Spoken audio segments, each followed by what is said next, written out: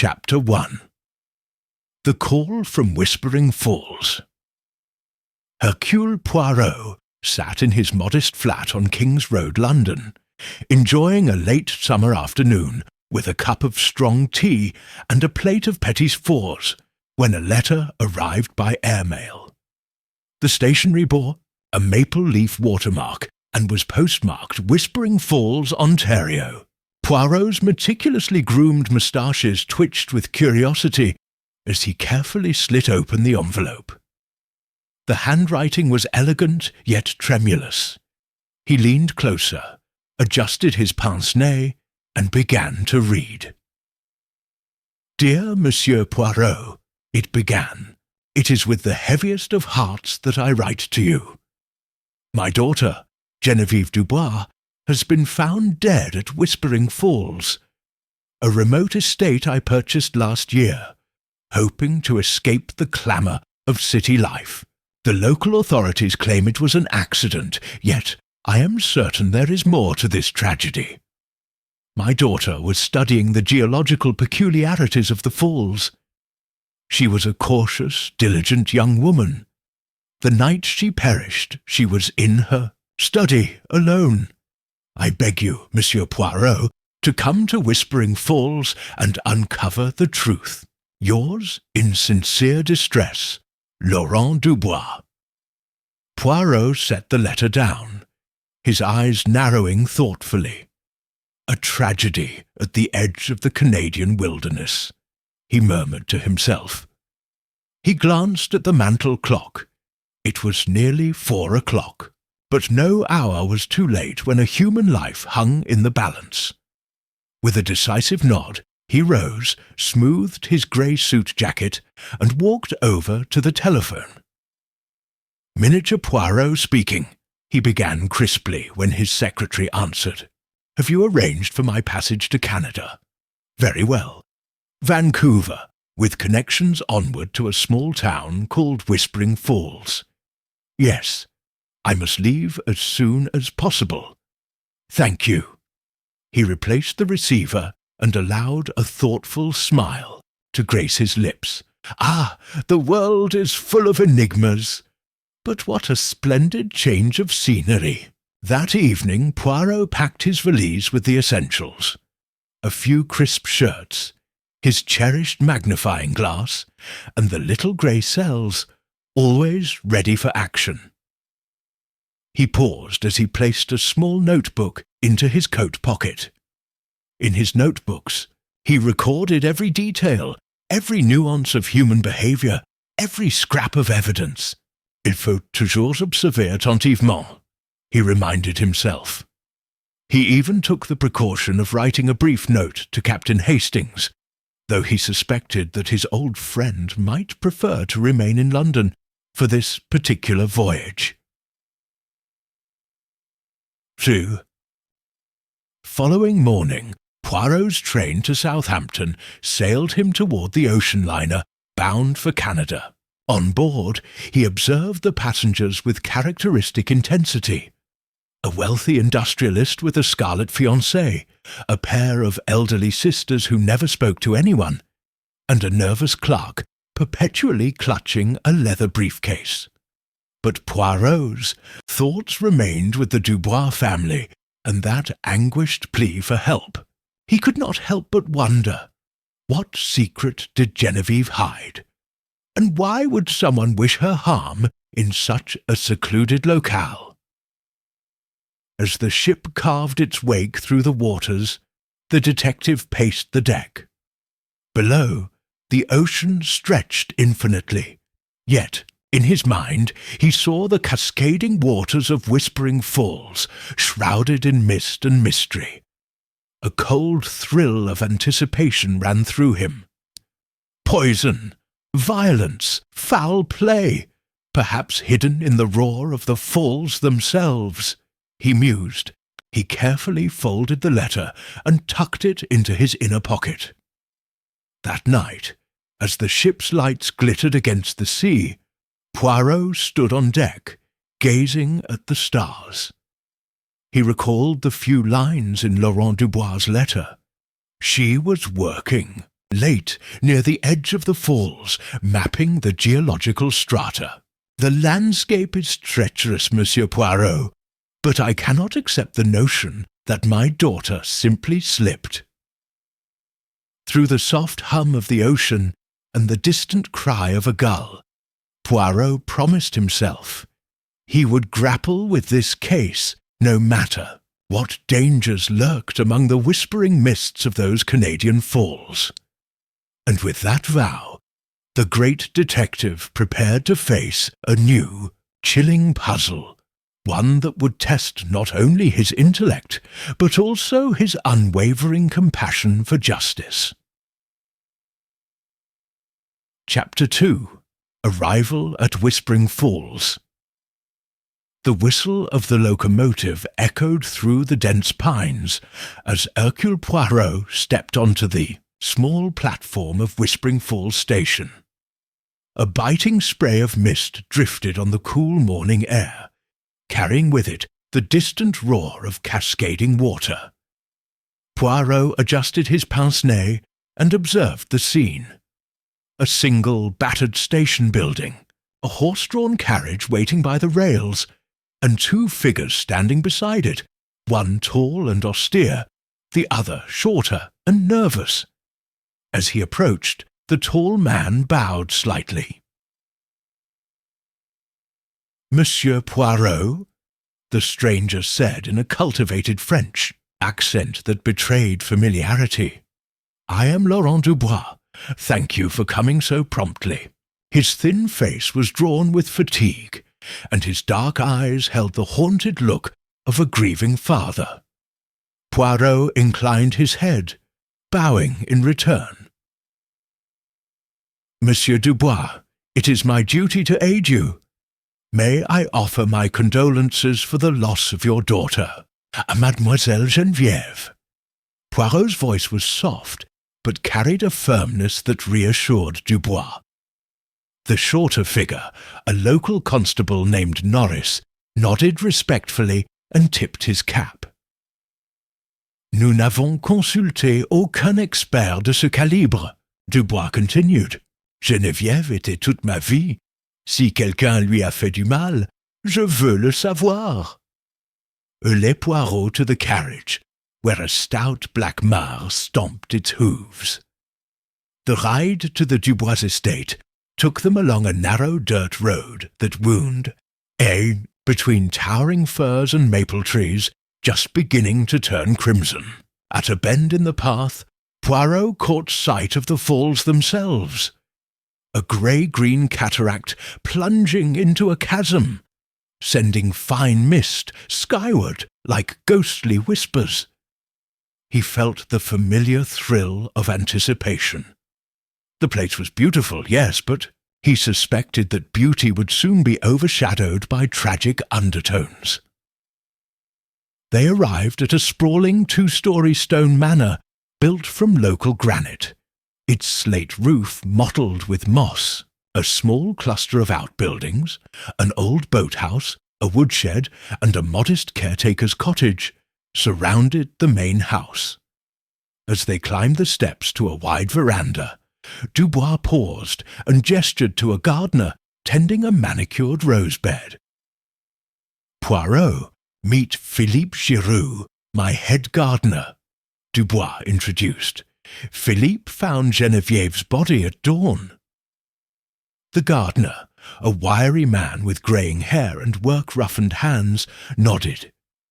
His eyes avoided Poirot's gaze, but he shifted uneasily, as though expecting reproach.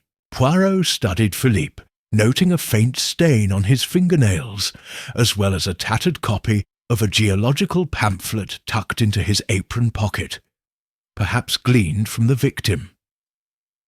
Inside the foyer, Poirot was struck by the air of muted chaos, shutters drawn in some rooms, furniture slightly askew, and the lingering smell of spilled turpentine. Dubois led him up a wide staircase to Genevieve's study on the second floor. The door stood ajar. Poirot paused to breathe in the scent of parchment and ink, then entered. The study was neat. Too neat, perhaps. A sturdy oak desk stood near a large window overlooking the falls. Open notebooks lay on the desktop, their pages filled with meticulous sketches of rock strata and handwritten observations. At the window's edge, Poirot saw a small bloodstain marring the sill and a faint smudge of mud on the polished wood floor. He knelt, traced the muddy outline with his fingertip, and noted it carefully in his notebook. Genevieve's glasses lay broken beneath the desk, one lens shattered, the other intact. Yet there was no sign of a struggle, no overturned chair, no toppled ink bottle. Everything seemed arranged, as though the scene had been left frozen in time. Poirot rose and examined the window. It opened inward on slick metal hinges and afforded a precarious view of the rocky ledge just beyond. He peered down at the foam-churned pool below, estimating its depth and measuring the angle of descent. If one slipped here, the fall could be fatal. Or could it? Poirot made a silent calculation. He replaced his pince-nez and turned to Dubois. "Monsieur, this spot aligns with where the body was found, but I should like to see exactly where she was discovered." He gestured and Dubois nodded, calling to Constable Norris. They descended to the lower terrace via a narrow stone stairway. Beyond a thin barrier of moss-covered logs, a jagged stone path led to the cliff's edge. Here, Poirot saw fresh footprints, one set leading to the precipice, another trailing, back toward the study window. The tracks were muddy, suggesting the ground was damp from the fall's spray. He noticed something else, a delicate hairpin tinged with red and gold enamel, lying half buried in the soil. He plucked it gently with a handkerchief and slipped it into a small evidence pouch. "Mademoiselle wore hairpins like these, I believe?" he asked Dubois. The father nodded gravely. "Yes, my wife gave that set to her on her last birthday." Poirot's eyes narrowed. Whose hairpin was this, then? Was it Genevieve's or someone else's?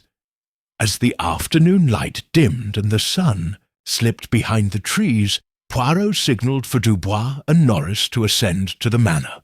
The detective lingered for a moment, studying the gnarled roots of an ancient oak at the cliff's brink. The void beyond was both mesmerizing and ominous. He sensed that every element, the window height, the footprints, the bloodstain, would weave together into the truth, once he applied the full force of his little grey cells. Back in the study, Poirot noted the absence of any sign indicating why Genevieve had felt compelled to step outside that night. There was a small oil lamp on her desk, still half full. Her pen lay neatly placed beside her notebook, suggesting she had been writing until the last moment. Yet what had driven her to the window? Was it a geological observation, or had someone lured her outside? Later, as twilight fell and the manor's corridors grew quiet, Poirot sat by the hearth in the drawing-room with Dubois. A single oil lamp cast shadows on the walls, decorated with impressionist paintings depicting the falls in various seasons. The father's grief remained raw, his eyes rimmed with fatigue. Poirot offered him a cup of herbal tea and spoke gently. "Tomorrow we shall speak with every person in this household, each gardener, each maid. We shall examine her notebooks, interview those who heard or saw anything unusual. Because, Monsieur Dubois, though these falls whisper of nature's beauty, I suspect they also hide a darker secret." Dubois lifted, his cup, his voice barely a whisper. "Merci, Monsieur Poirot. Please find out who brought tragedy to Whispering Falls." Poirot nodded, steepling his fingers. Outside, the falls roared in the darkness, foreshadowing a mystery that would require every ounce of his legendary prowess to solve. Chapter 3. Echoes in the Night. The following morning, the mist clung to the trees like a translucent veil as Hercule Poirot made his way through the stone corridor of the Dubois Manor. His small, precise footsteps echoed on the flagstone floor. The detective's first task was to interview Philippe Giroux, the head gardener who had discovered Genevieve's body. Philippe waited in the conservatory, his hands clasped behind, his back, his face pale beneath rough skin. "Mon ami," Poirot began in gentle French, "I wish to understand exactly what happened when you found Mademoiselle." Philippe nodded, voice trembling. "I wandered here at dawn to prune the rose bushes," he explained, gesturing toward a row of deep red blooms. "The morning air was cool, and the mist drifted in from the pool below. I had gone to collect water for the orchids when I heard, what I thought, a rock slipping on the ledge above." He shuddered. "I looked up and saw her body, half submerged in the swirl of the churning pool. I called for help, but by the time Monsieur Dubois arrived, she was already gone." Poirot nodded. "Did you notice anyone else in the vicinity? Perhaps a strange light or any unusual sound before you heard the rock?" Philippe shook his head vehemently. "No, monsieur. Nothing but the roar of the falls and my own heart pounding. I searched the pathway for footprints, but I only saw hers." He hesitated. "Monsieur Dalrymple, the caretaker, found these." From his pocket, Philippe withdrew a torn piece of thin fabric, mottled with damp earth. Poirot accepted it, examined the fiber's frayed edges. "It was on the edge of the cliff," Philippe added, "beside the broken branches of a sapling." Poirot tucked the fabric into his notebook, his mind working swiftly. "Merci, Philippe. You may return to your duties. I shall speak with Monsieur Dalrymple next." As Philippe bowed and departed, Poirot walked toward the servants' wing, where Dalrymple resided in a small, sparsely furnished cottage. The caretaker, a lean Scotsman with a gravelly accent, greeted Poirot outside his door. "Aye, Mr. Poirot, come in." The cottage smelled of peat smoke and polished wood. Dalrymple led Poirot to a simple oak table strewn with logbooks and gardening schedules. Mademoiselle's study was on the cliffside, Dalrymple began, rubbing the stubble on his chin.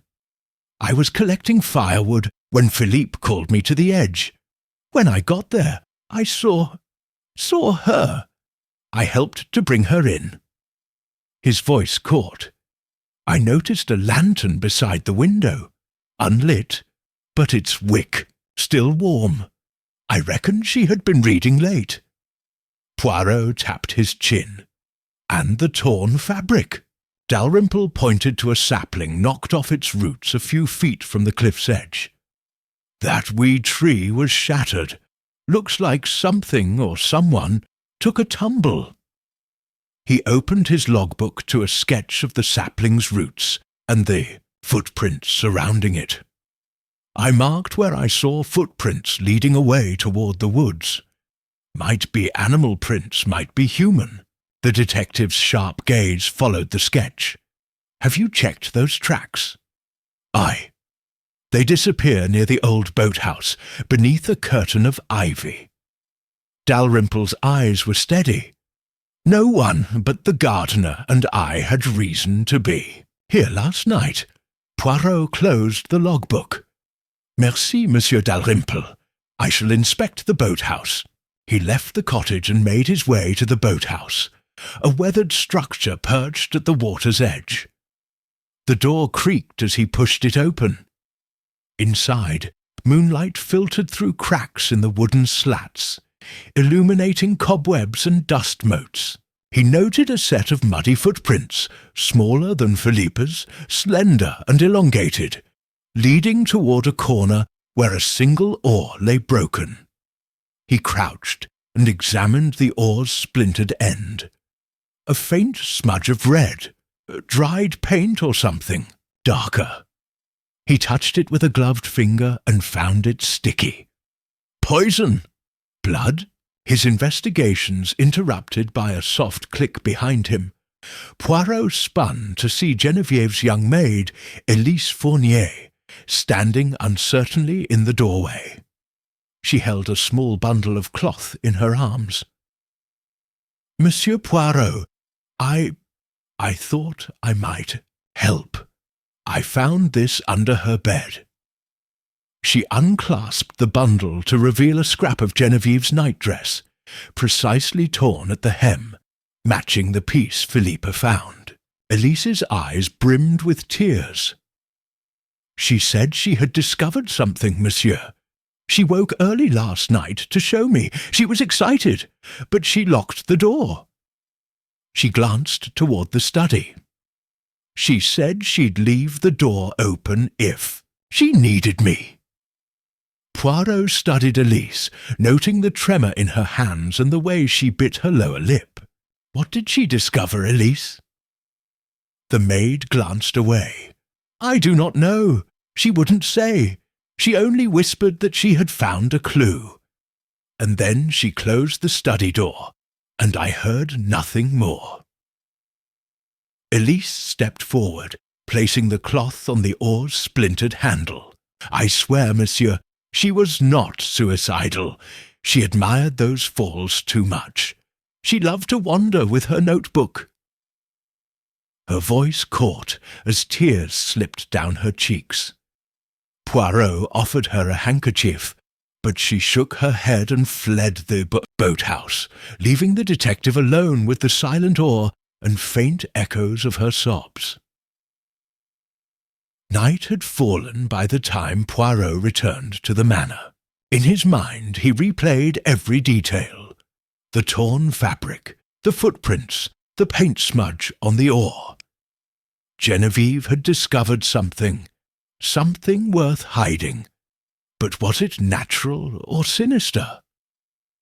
As the candles flickered in the drawing-room, Poirot sat in quiet reflection, aware that the walls of Whispering Falls held secrets as deep and hidden as the pool itself. The mystery was far from solved, and he would need every ounce of his little grey cells to unearth the truth. Chapter 4. Shadows among the servants. The dawn was pale when Poirot descended the main staircase to begin interviews with the household staff. The manor, normally bustling with quiet activity, tea being prepared, newspapers delivered, boots polished, felt subdued, as though grief had settled like a heavy fog over Whispering Falls. Poirot's first visit was to the kitchen, where the Aiache cook, Madame Rochefort, stood stirring a pot of oatmeal, her face solemn beneath a white cap. "Madame Rochefort, did you notice anything unusual on the evening of Genevieve's death?" Poirot inquired kindly, taking a seat on a wooden stool. The cook paused, her spoon suspended in mid-air. "Monsieur Poirot, I recall that around 7 o'clock I heard raised voices from the study, as if she was arguing with someone. But I didn't recognize the other voice. It wasn't Monsieur Dubois or anyone I know." She frowned, stirring the pot as though seeking courage. It sounded like Genevieve was upset, though I could not make out her words. After that, the house was silent until the gardener discovered her. Poirot's eyes narrowed. Did anyone enter or leave the Douai kitchen that evening? Any unusual deliveries? Madame Rochefort shook her head. No, monsieur. Only the usual staff, Elise, who retired early, and myself. No deliveries after dinner. The storm had begun then. Rain battered the windows. Rain. Poirot made a mental note.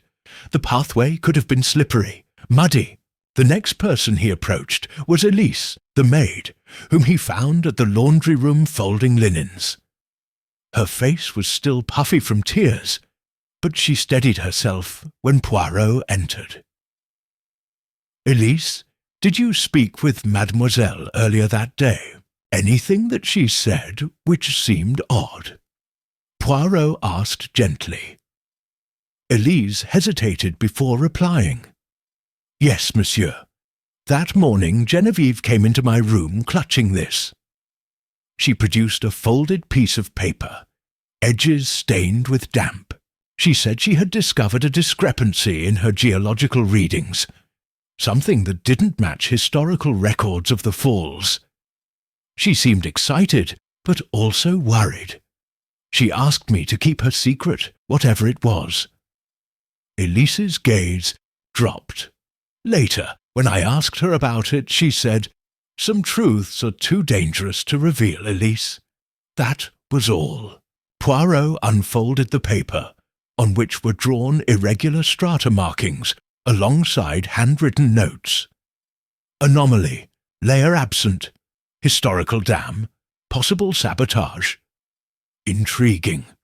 If Genevieve had discovered evidence of human interference or tampering with the natural strata that could implicate someone with motive to conceal it, Poirot slipped the paper into an evidence envelope. Merci, Elise. You are very brave to tell me this. Poirot commended, and Elise nodded before hurrying away. The detective proceeded to the billiards room, where the local physician, Dr. Sinclair, was examining a small tray of surgical instruments. His face was grave. Maître Poirot, I regret to inform you that Genevieve's cause of death was likely not a simple slip. There were traces of a rare sedative in her bloodstream, a substance that induces disorientation and blurred vision, especially at night. He paused, adjusting his spectacles.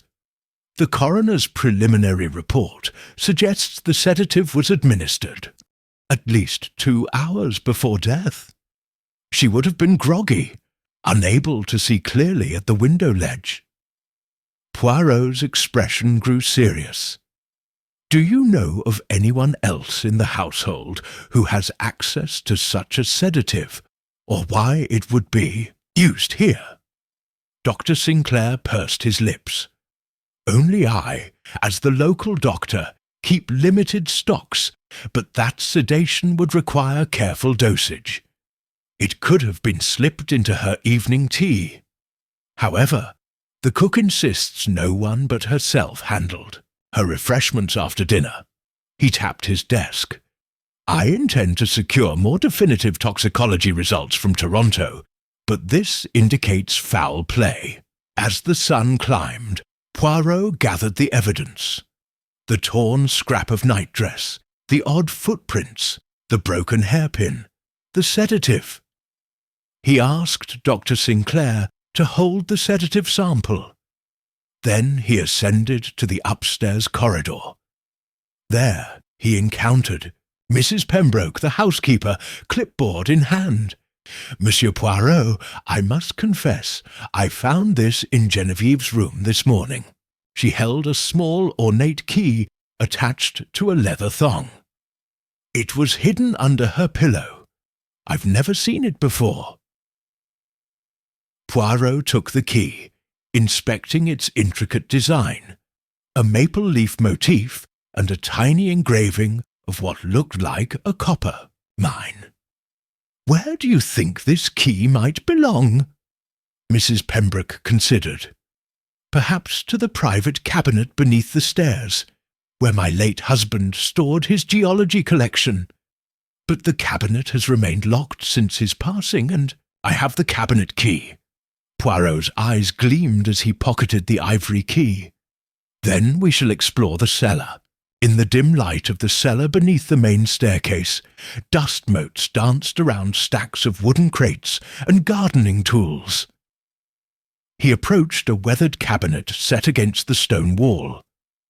With care, he slid the ornate key into the lock. Turned smoothly, releasing a soft click. Inside were geological samples, vials of mineral fragments, faded maps, and journals, some dating back decades. Poirot removed a journal bound in cracked leather. Its cover read, "Dubois' Estate, a History of Whispering Falls." He paged through entries until he found a reference to an old copper mine, abandoned in 1892, which lay just beyond the falls. A notation in Genevieve's handwriting appeared beside an arrow drawn to a location on a crude map. Strata disrupted, shaft sealed. The implication was clear.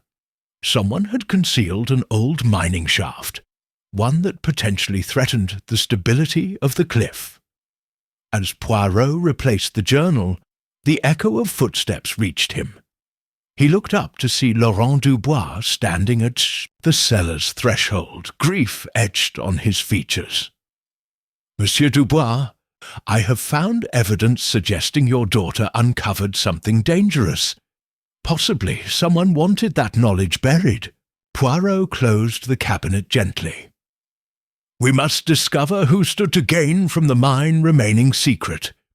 Tomorrow I will accompany you to the site." Dubois nodded, shoulders slumped. But who in this house would fear a mere geology find? Poirot's eyes met the father's. "You would be surprised, Monsieur Dubois. For greed, vanity, or vengeance, even truths of rocks can become deadly secrets. Outside, the roar of the falls reverberated through the earth, as though urging Poirot onward to reveal their hidden menace." Chapter 5. Secrets Beneath the Surface. The next morning, a thin veil of fog clung to the forest floor as Poirot and Laurent Dubois set out on horseback toward the site of the old copper mine. The narrow trail wound through dense pines, the scent of damp earth and moss hanging heavy in the air. As they approached the edge of the falls, Poirot dismounted, scanning the rocky terrain with keen interest. "This way, Monsieur Poirot," Dubois said, pointing to a shallow ravine veiled by brambles. The consultant from Ottawa identified this spot on our property boundary. Genevieve believed the mine shaft lay just beyond. Poirot nodded and crouched to examine faint impressions in the muddy ground. Footprints, some delicate, others heavier, leading through the undergrowth. He tapped his chin thoughtfully. The smaller prints matched those discovered near the boathouse. The larger prints resembled Philippe's, though Philippe had claimed he never ventured this far.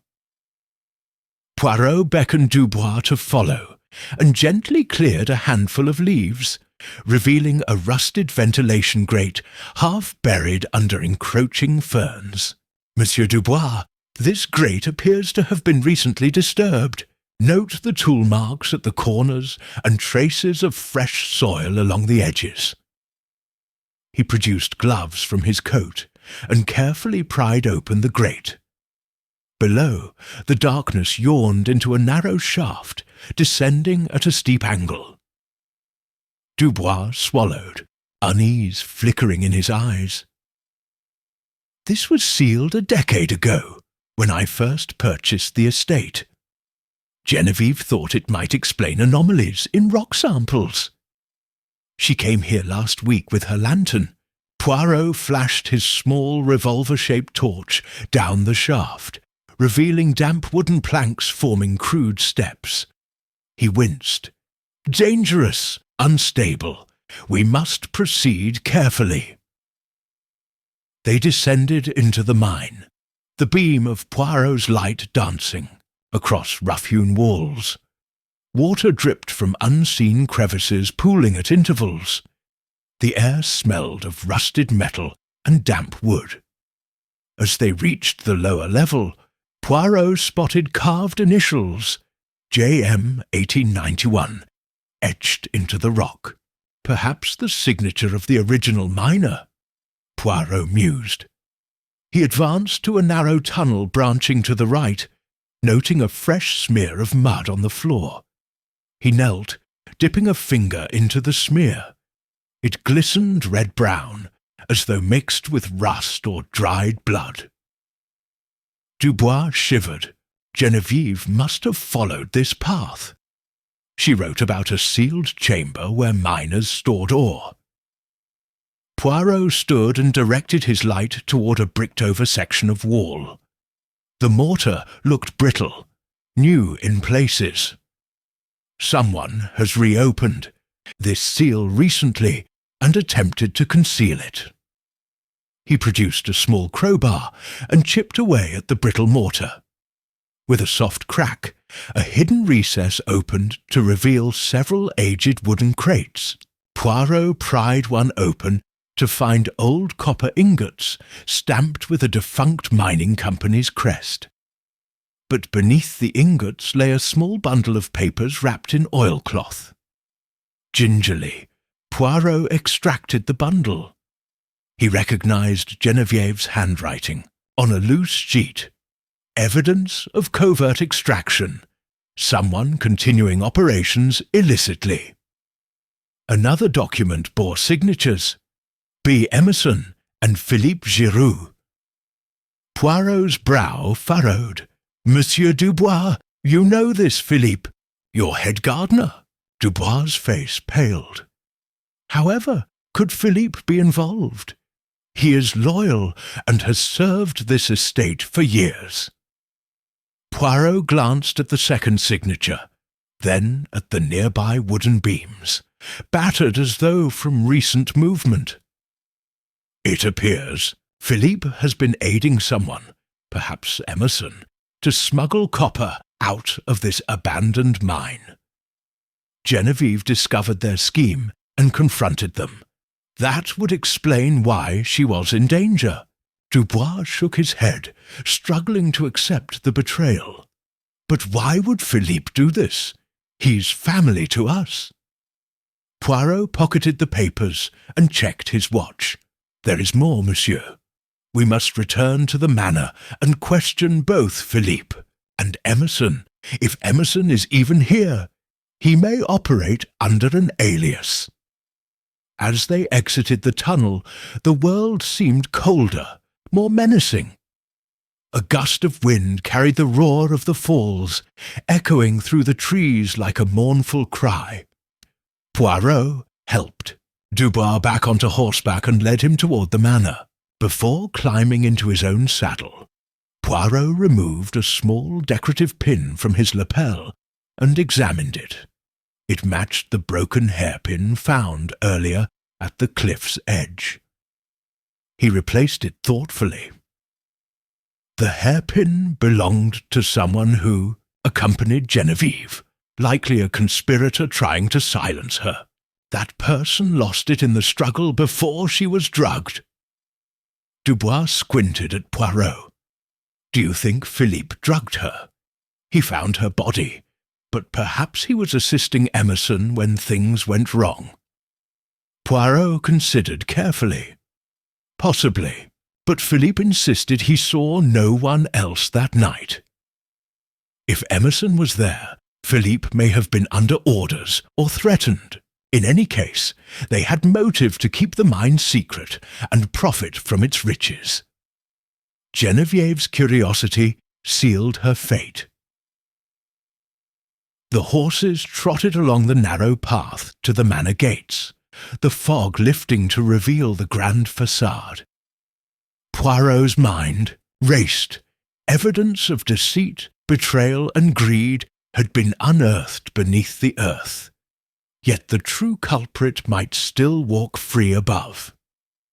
He resolved that by day's end he would have the answer to who orchestrated this tragedy, and whether they wielded malice or blackmail, Monsieur Poirot's little grey cells would untangle the final knot. Chapter 6. Confrontation beneath ordinary facade. Monsieur Poirot stood in the early morning light of the Dubois Manor's veranda, his gaze steady as Laurent Dubois joined him with a worried expression. The previous day's discoveries churned in Poirot's mind: forged mining documents, Philippe's name on secret papers, and the unmistakable danger Geneviève had faced. Today they would seek the truth from the accused. "Monsieur Dubois," Poirot began, "we must speak with Philippe Giroux at once. I believe his loyalty is conflicted, yet he may yet reveal the deeper instigator." Dubois nodded, and the two crossed the gravel courtyard towards the gardener's cottage. The dew-laden grass glowed in the rising sun, but the tranquillity belied the tension in Poirot's footsteps. Philippe Giroux was already outside, tending to the rose-beds with solemn efficiency. His rough hands pruned each bloom with care, yet his shoulders bore visible strain. As they approached, Philippe rose, bowing. "Monsieur Poirot, Monsieur Dubois," he greeted, voice thick with apprehension. "I was expecting you, Philippe. We have proof of your involvement," Poirot said gently. He produced a folded sheet of oilcloth-bound papers found in the mine. "Tell me, why did your name appear alongside B. Emerson on documents detailing illicit copper extraction? My assumption is that you were drawn into a scheme to profit from these falls." Philippe's eyes darted to Dubois, seeking comfort. Philippe swallowed, voice low. "Monsieur Poirot, I did what I thought best to protect my family. I never wanted this tragedy." He paused, glancing furtively at Dubois. "Emerson promised my wife a secure future. He said he could provide money for her medical treatments, money the Dubois family refused to help with once I fell ill last winter. I had no choice." Poirot's eyebrows rose. "Your wife's condition. Why did you not confide in Monsieur Dubois? We consider servants as fellow humans, not merely hired help." Philippe's gaze met Poirot's. "Pained. Pride, monsieur. I was ashamed to ask. Emerson found me after my illness. He said he would pay for operations and medicine if I assisted in extracting copper from the old shaft. I thought I could manage it discreetly, just a few crates now and then. But Geneviève discovered the tunnel, the crates, and confronted Emerson when he came to meet me." Philippe's voice trembled. "She surprised him while I was outside fetching water."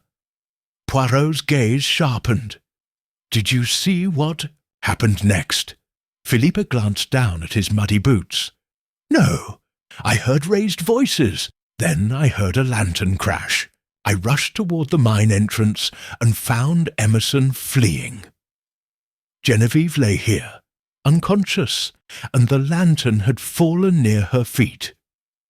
By the time I helped her to the surface, she already appeared groggy. I thought perhaps she simply slipped. Confused by the lantern light and the drug Emerson had given her, he insisted she must be subdued or he would be exposed." Philippe's eyes glistened. "I waited until he left, then called for help." Poirot pressed. "So you never told Monsieur Dubois of Emerson's involvement, because you feared exposing your wife's condition?" Philippe nodded miserably. "Yes, monsieur." Dubois looked on with sorrow. "Merci, Philippe," Poirot said, "but Emerson remains at large. Tell me everything you know of this man, where we might find him. Philippe turned, locking the cottage door behind them. He calls himself Benjamin Emerson, a surveyor from Ottawa, but he is not who he claims. I last saw him yesterday in the woods near the old boathouse, packing crates of copper into a covered wagon. He spoke with conviction. He planned to ship the ore to Montreal. I believe he meant to return tonight to finish the extraction, once the mine entrance had been resealed. Poirot nodded, steepling his fingers. Then we must stop him before more harm befalls this place. Monsieur Dubois, will you accompany Philippe and me to the boathouse? I wish to lay a trap. The three men made their way through the forest, along a narrow path, shadows of pines dancing in the midday sun. Each footstep left a small indentation in the soft earth, evidence of the same route Emerson used. As they neared the boathouse, Poirot hushed Philippe and Dubois, instructing them to take positions behind an old oak and a moss-covered boulder flanking the building's entrance. Inside the boathouse, the door creaked softly as Emerson slipped, through lantern in hand, heading toward the crates. His face, half hidden by a rain-streaked hat, bore a calculating gleam. Unaware of the waiting men, he knelt beside one crate, pried it open, and examined the copper ingots, his lips curled in satisfaction. At that moment, Poirot stepped into the doorway, hands raised. "Benjamin Emerson," Poirot said firmly in French-accented English, "you are under arrest for the conspiracy that led to the death of Mademoiselle Dubois." Emerson flinched, spinning around, eyes widening. "Inspector," he spat, "there was no murder, only an accident. She stumbled, I swear." Poirot advanced, unflinching. "You drugged her, causing her to stagger toward the cliff. Your greed has stolen a life, monsieur. Speak the truth now." Emerson's shoulders sagged, the fight leaving his face. He slumped and dropped the lantern, its flame guttering. "I never meant to kill her. I only needed to keep my operation secret. She found my ledger in her study, asked me to leave, and I panicked. I mixed the sedative into her tea to keep her calm, intending to flee before she regained her senses. I swear I did not anticipate she would climb the window." His voice broke. "I never wanted this." Poirot watched him with sombre compassion. "Your actions condemned her, monsieur. And yet, had Philippe not hidden your true identity, this tragedy might never have occurred." Emerson glanced at Philippe, shame flashing across his features. That moment, Dubois emerged from behind the oak with the local constable, who had arrived at Poirot's signal. Emerson was taken into custody, his shoulders heavy with guilt. Pierre the constable secured him with handcuffs. Poirot turned to Dubois and Philippe, offering a gentle nod. "Let justice follow its course, and let Mademoiselle Dubois' memory be honoured by truth." The wind rustled through the pines, and the distant roar of Whispering Falls seemed to murmur in agreement, as though the very land had released its secret at last. Chapter 7. The Calm. After the storm, the early morning light filtered through the tall pines as the constable led Benjamin Emerson away, his ankles rattling in handcuffs. Hercule Poirot watched, in silence, his expression a mixture of solemn satisfaction and lingering sadness. Laurent Dubois and Philippe Giroux emerged from their hiding places at the boathouse, their faces drawn with exhaustion. The first rays of sun glinted off the copper crates. Now abandoned and silent, as if mourning the life that had been lost in the struggle for their value. Monsieur Dubois approached Emerson's overturned lantern, gently setting it upright. "It is over," he said quietly to Poirot, though the weight of his daughter's death still pressed heavily upon him. Philippe remained at the boathouse's threshold, hands trembling. Poirot placed a reassuring hand on the gardener's shoulder. "Philippe, you showed courage in speaking truth. Genevieve's death will not be in vain." Philippe bowed his head. "Monsieur Poirot, I only wish I had told the truth sooner. Perhaps she would still be with us." His voice cracked, and he wiped at his eyes with the back of his hand. Poirot gave a gentle nod, but said nothing, allowing the silence to give space to grief. The constable reappeared through the forest, guiding Emerson past the ruined crates towards the waiting carriage. Emerson glanced back once, his eyes haunted by regret and fear. As the hoofbeats faded, Poirot turned to Dubois. "We must return to the manor, monsieur. There are details to arrange with the authorities, and Genevieve's father deserves some consolation." Dubois nodded, and the three men began the walk back along the narrow path. The forest was still, save for the distant roar of whispering falls, as though the world itself held its breath. Back in the drawing-room of the Dubois estate, the air felt heavy.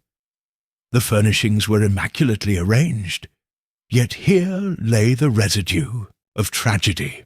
A single cup of half-finished tea on a side table, Genevieve's notebooks stacked neatly on the desk nearby. Poirot gestured toward a low chaise lounge beside the fireplace. "Monsieur Dubois, please be seated." Dubois sank into the seat, fingers curling around a silk handkerchief. "I must thank you, Monsieur Poirot, for unveiling this conspiracy, but honestly, I feel as if she died all over again." His voice trembled. Philippe lingered by the doorway, guilt etched upon his features. Poirot poured a cup of herbal tea for Dubois. The steam curled upward as the father accepted it, wrapping, his hands around the warm porcelain. "Grief is a journey, monsieur. It will not vanish at once. But today you know the truth. Genevieve's death was not an accident of fate, but the result of greed and fear. You can now lay her to rest with knowledge that justice will follow its course." Dubois swallowed and nodded. "I must arrange memorials for her colleagues at the Ontario Geological Society, and perhaps something here at Whispering Falls." He glanced at Philippe, who had taken a few steps forward. "Monsieur Giroux," Dubois said softly, "I know you feel responsible, but I believe you were manipulated by Emerson's promises." Philippe's voice came haltingly. "Monsieur Dubois, I would give anything to undo my mistake. I loved Geneviève. She was like a daughter. I thought I protected my own family by keeping silent. I never wanted her harm." His shoulders sagged as tears spilled down his cheeks. Dubois rose and placed a hand on Philippe's shoulder. "Geneviève respected your work, Philippe. She valued your honesty.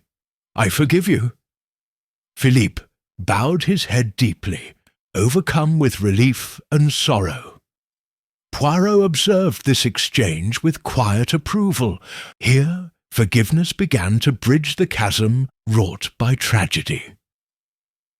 Later that afternoon, Poirot retreated to Genevieve's study to gather her notebooks and journals for the Ontario Geological Society. He traced his gloved fingertip along her meticulous sketches of the strata and the notes on human interference. He closed his eyes, recalling her bright curiosity, her fervour for discovery. He gently packed the papers into an envelope, to be delivered with a letter explaining her untimely end. She had been on the cusp of a major revelation, one that carried consequences beyond the geological realm. As Poirot worked, a soft tap sounded on the doorway. Mrs. Pembroke, the housekeeper, entered with a silver tray bearing a fragrant pot of rose-scented tea and petit four. "Monsieur Poirot, shall I send this to Monsieur Dubois? He has not eaten since dawn." Poirot smiled gratefully. "Merci, madame. It would be most kind." She curtsied and left, leaving Poirot alone, once more with the lingering echoes of Genevieve's life. He took a careful sip of tea, letting the warmth soothe him. Beyond the window, the falls glimmered like a silver veil, its waters rushing relentlessly toward the abyss. He allowed himself a moment to reflect on the fragile nature of human ambition, how a hidden mine could become the fulcrum for betrayal, and how a young woman's resolve to seek truth could lead to a tragic end. Yet it was also a testament to justice that the guilty had been caught, and that those left behind could face a future illuminated by truth. As evening descended, Poirot packed the final items into his valise. Genevieve's notebooks, photographs of the mine, and a small trembling hairpin, now whole, restored from its broken fragments. He felt a pang of sorrow as he closed the lid, but he also felt the satisfaction of having served justice. In the drawing-room, Dubois and Philippe sat, together, quietly planning memorial arrangements. Poirot stood in the doorway, observing them with compassionate eyes. He offered a gentle nod and spoke softly. "May her memory inspire future discoveries unmarred by greed." With that, he wished them good evening, and retreated to his own quarters for the night.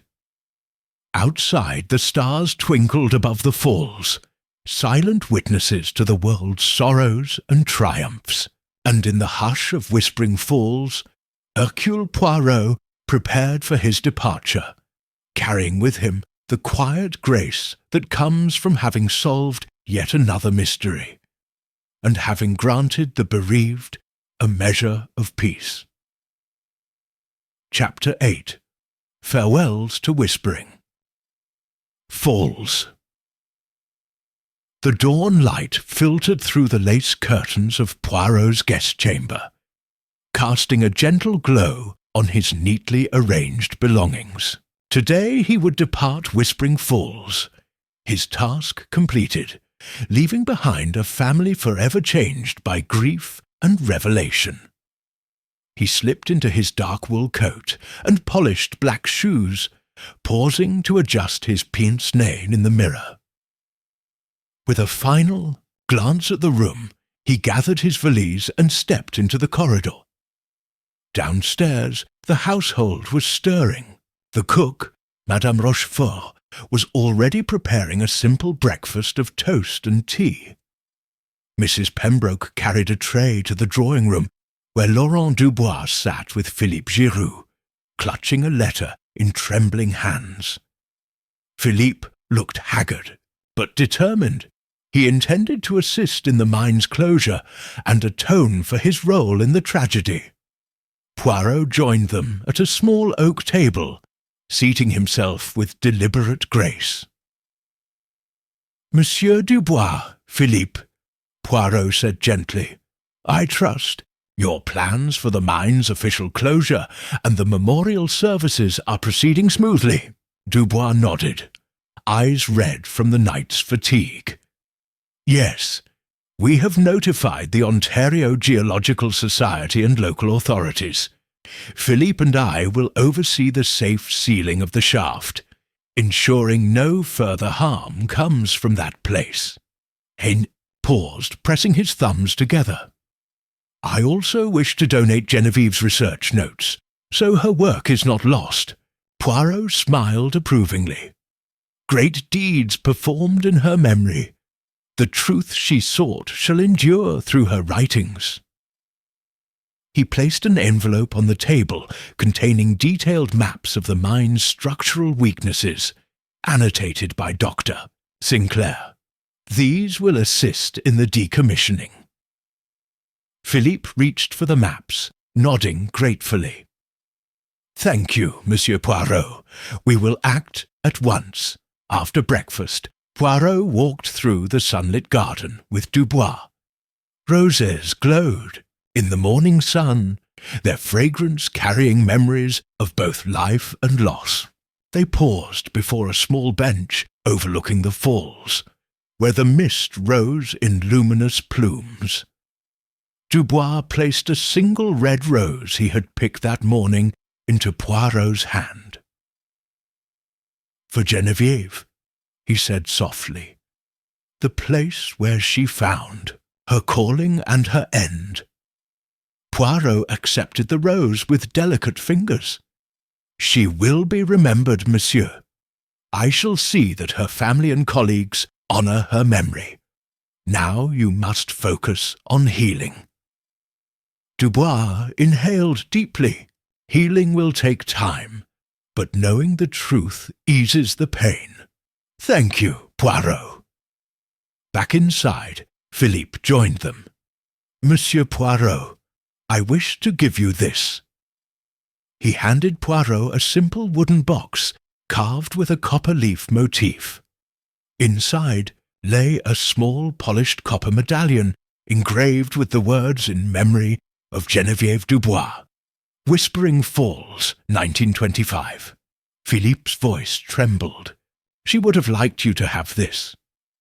Poirot ran his thumb over the engraving, eyes misting. "Merci, Philippe. I am honoured. I shall keep it close as a reminder that every life, however brief, leaves its mark." With that, a carriage rumbled in the courtyard. Poirot donned his overcoat and stepped onto the veranda where the driver stood ready. Before mounting the carriage, Poirot turned to Dubois and Philippe. "Farewell, gentlemen. May this estate find peace again." Dubois extended his hand. "Safe travels, Monsieur Poirot." Philippe bowed his head in gratitude. Poirot tipped his hat and climbed in. As the horses trotted away, he looked back at the manor. Its stone walls seemed both enduring and fragile, much like the promises of those who lived there. The journey to the station was quiet. Poirot unwrapped Genevieve's final notebook and read her last words. "The earth speaks if one listens, but men fear the knowledge it reveals." He smiled sadly at her insight. At the station, the steam engine billowed clouds of vapour. Dubois and Philippe had arranged for the mine's closure crew to meet them there, each carrying boxes of Genevieve's research and the evidence for the authorities. Before boarding the train, Poirot presented the copper medallion to the station master for safe delivery to the Ontario Geological Society. "They will understand its significance," he explained. Then, with a firm nod, Poirot stepped onto the carriage and found his compartment. As the train lurched forward, he sat by the window, gazing at the mist-shrouded trees that receded into the distance. He reflected on the events at Whispering Falls. A devoted daughter driven by curiosity, a father's anguished plea, a gardener's misguided loyalty, and the scheming surveyor consumed by greed. In the end, it was the restoration of truth that offered solace. Poirot clasped his hands in his lap, feeling a serene sense of closure. Though a shadow would always linger over the falls, the secrets beneath the surface had been laid to rest. Hours later, As the train sped toward Toronto, Poirot took out his notepad and sketched the outline of the mine's final ceiling. He pressed the medallion into his coat pocket and whispered, "Memory and justice, these are the twin pillars upon which we build peace." Outside, the landscape blurred, but in his heart the quiet echo of Whispering Falls remained, a testament to a life lost and the enduring power of truth. Chapter 9. Reflections in London. Hercule Poirot settled into his favourite armchair in his sitting room on King's Road, London, the evening rain tapping gently against the window pane. A week had passed since his departure from Whispering Falls, and each day in his quiet flat brought a measure of reflection on the events he had witnessed in Ontario. He poured himself a small glass of brandy and leaned back, the familiar warmth kindling a sense of calm after the turbulence of the tragic case. On his desk lay an assortment of documents: Genevieve's preserved notebooks, photographs of the sealed mine, and a heartfelt letter from Laurent Dubois expressing gratitude and outlining plans for a memorial scholarship in his daughter's name at the Ontario Geological Society. Poirot reread the letter, noting Dubois' words about the healing power of truth and how Genevieve's research would benefit future scientists. He traced a finger over the elegant script and allowed himself a momentary smile at the thought of a young mind immortalized through academic study. A soft knock at the door interrupted his reverie. Captain Hastings entered, carrying a parcel tied with string and a steaming thermos. His round face lit with relief at seeing Poirot. "Ah, my friend, you have returned. I have brought tea and some sandwiches. I thought you might be hungry after that long voyage." Poirot stood and offered Hastings a courteous bow before gesturing to the armchair opposite him. "Merci, Hastings. Your timing is impeccable. I have been examining the final details of the Dubois correspondence." Hastings sat down, loosening his overcoat. "Tell me, Poirot, how fared the mine's closure? Did Monsieur Dubois manage to lay it to rest without incident?" Poirot nodded. "Yes, the local authorities oversaw the decommissioning. Philippe Giroux proved instrumental in guiding the engineers through the old shaft. There were no further mishaps. Mercurial rock faces sealed for good, and no risk to future passers-by." Hastings sipped his tea thoughtfully. "And Emerson?" Poirot took a sip of brandy. "Convicted of manslaughter and conspiracy to commit tampering of property. He pleaded guilty once the evidence was incontrovertible. Philippe's confession, matching footprints and the toxicology report, ensured that justice was served. He will spend his sentence in Toronto, where local courts dealt with the matter swiftly." Hastings nodded gravely. "A worthy punishment, I suppose, but I cannot help thinking about poor Geneviève. Her life cut short." Poirot's gaze grew distant. "She was a remarkable young woman, Hastings, keen of mind and steadfast in principle. Her discovery of Emerson's covert extraction would have altered the course of local geology. It was her integrity that condemned her, for she refused to remain silent." Hastings set his cup down.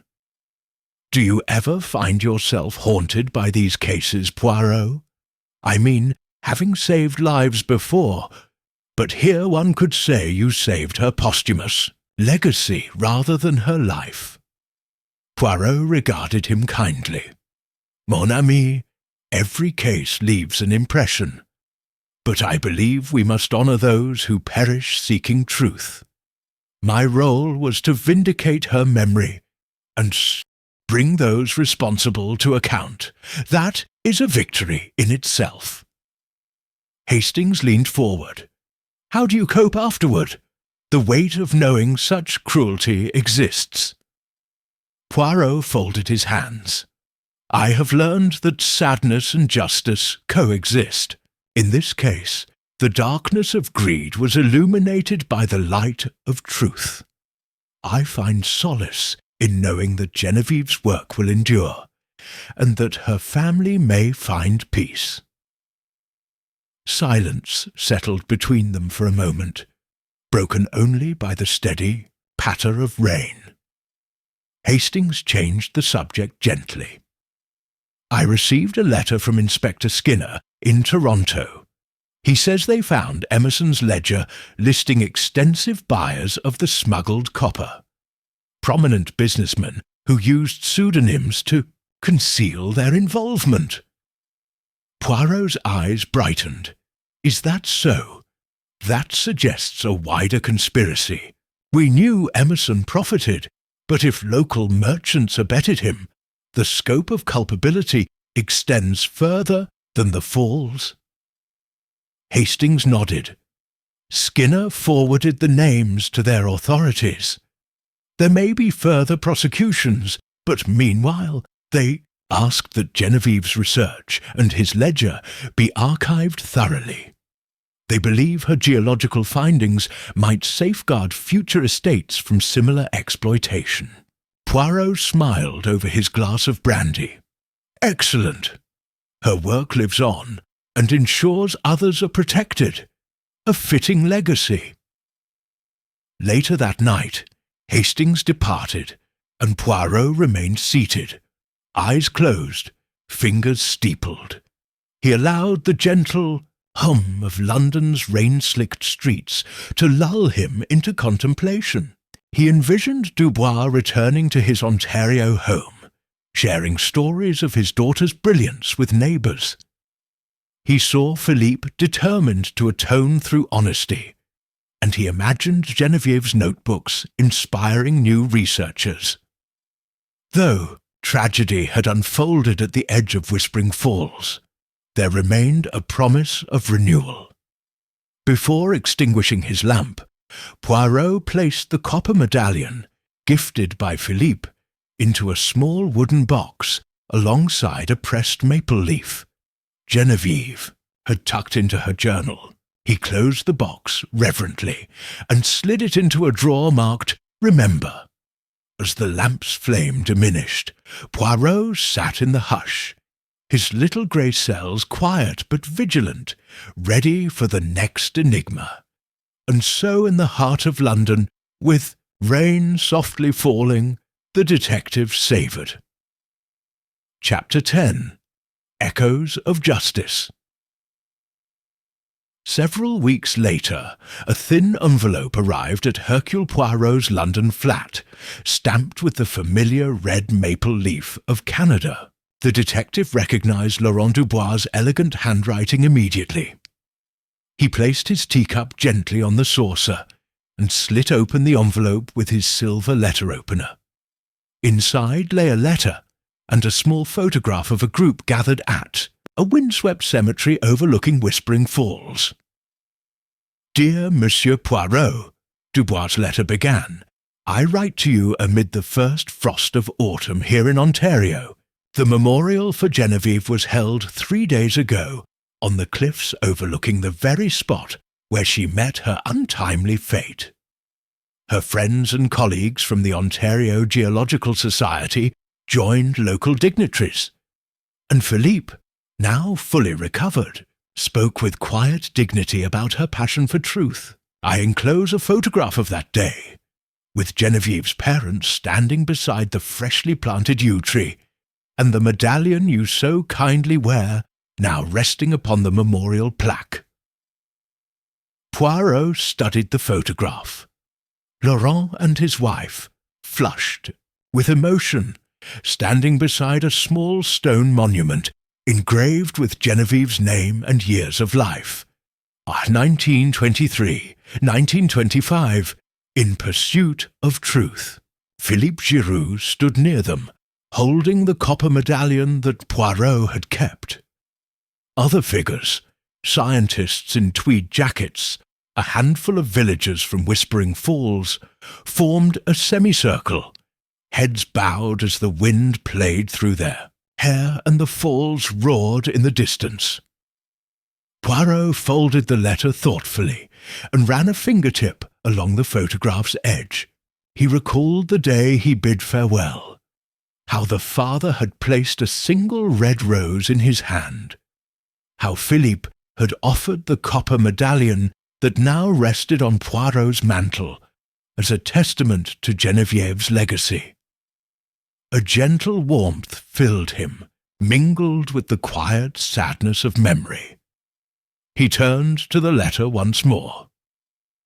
Since the mine's official closure, Dubois continued, the local economy has suffered a slight downturn, but Philippe has found honest work managing the estate's greenhouse which Genevieve always adored.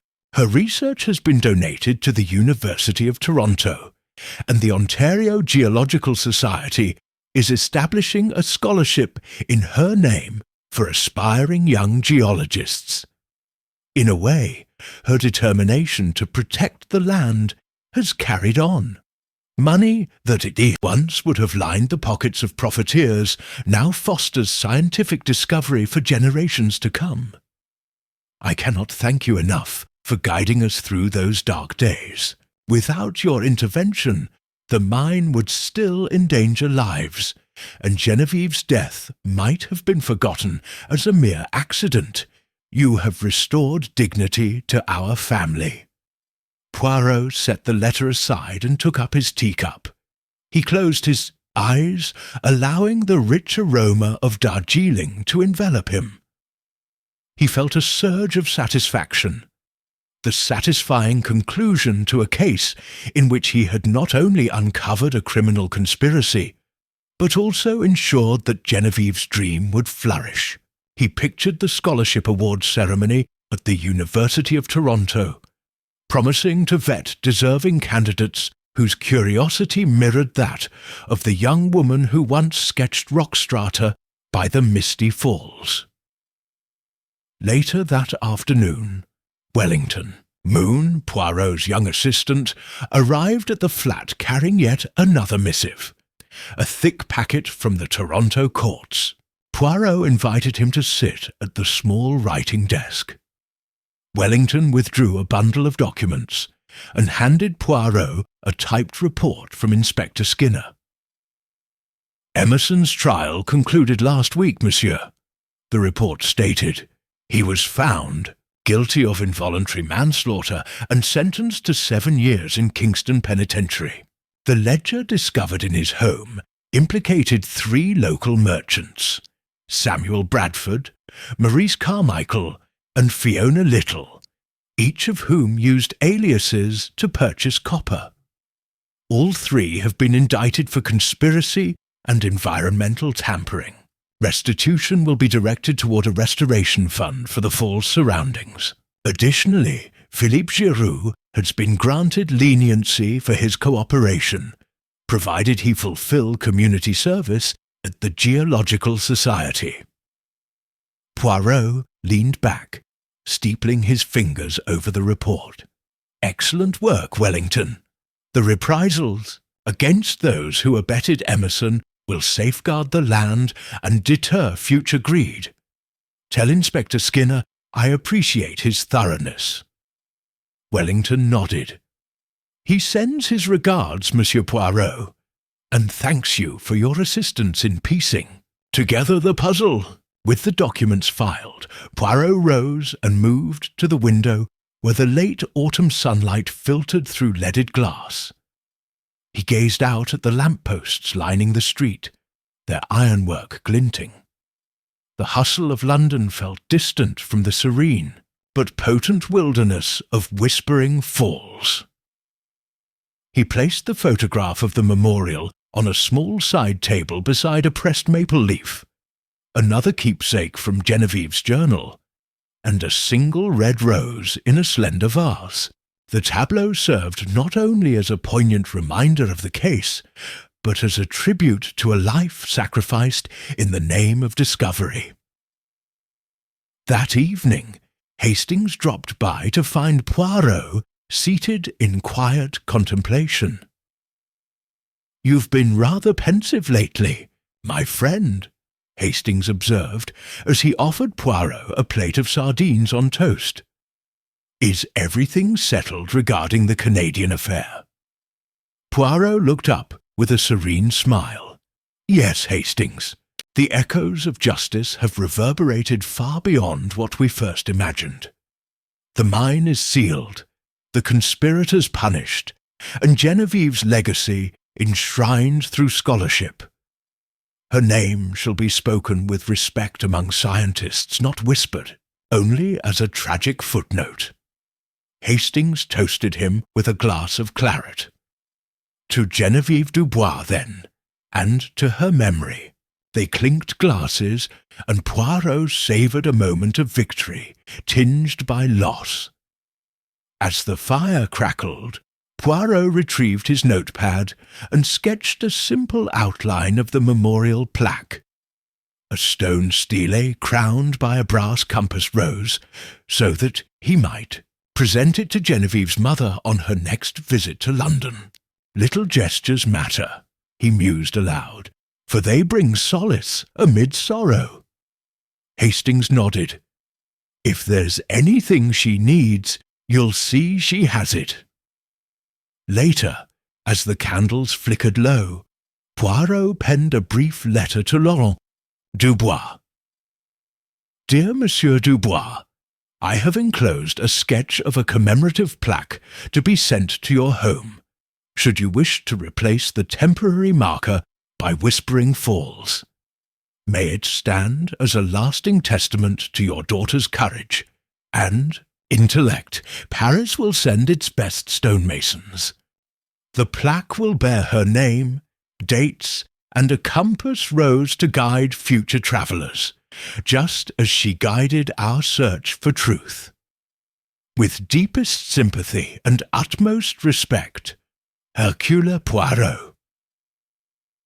He sealed the letter, addressed it to Whispering Falls, and then laid it upon his desk beside the photograph and the medal. As he extinguished the lamp, Poirot allowed himself a moment to feel the presence of Genevieve's spirit in the hush of his flat, her quest for knowledge, his quest for justice. Both had converged at the edge of those mist-shrouded falls, leaving behind ripples that would endure through time. And so, with the city's nighttime hush enveloping him, Poirot closed his eyes and entrusted the echoes of Whispering Falls to the little grey cells that never forgot a single detail.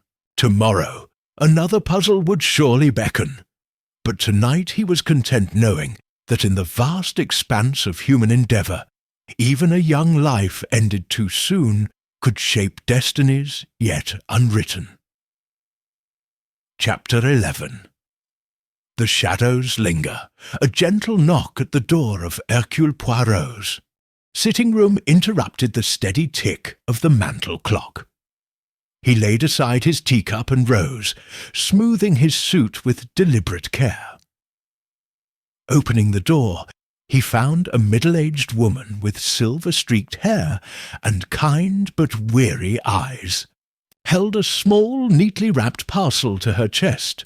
"Monsieur Poirot," she said in heavily accented English, "I am Catherine Dubois, Laurent's wife and Genevieve's mother. May I come in?" Poirot bowed politely. "Madame Dubois, of course. Please do enter." He led her to a plush armchair by the window, setting a steaming pot of tea on the ice low table between them. "I am so sorry to trouble you, madam. How may I be of assistance?" Catherine Dubois unfolded her hands to reveal a simple brooch, a silver cameo of the Whispering Falls, engraved delicately with tiny rosettes. "I have come with regard to this," she said quietly. It belonged to Genevieve's grandmother. I found it among her collection of mementos. She always said it reminded her that though a fall may seem tragic, it can guide one toward unexpected revelations. When we laid Genevieve to rest, I thought to bring this to her tomb, but Laurent felt it appropriate that you should have it as a token of gratitude. Poirot's eyes softened.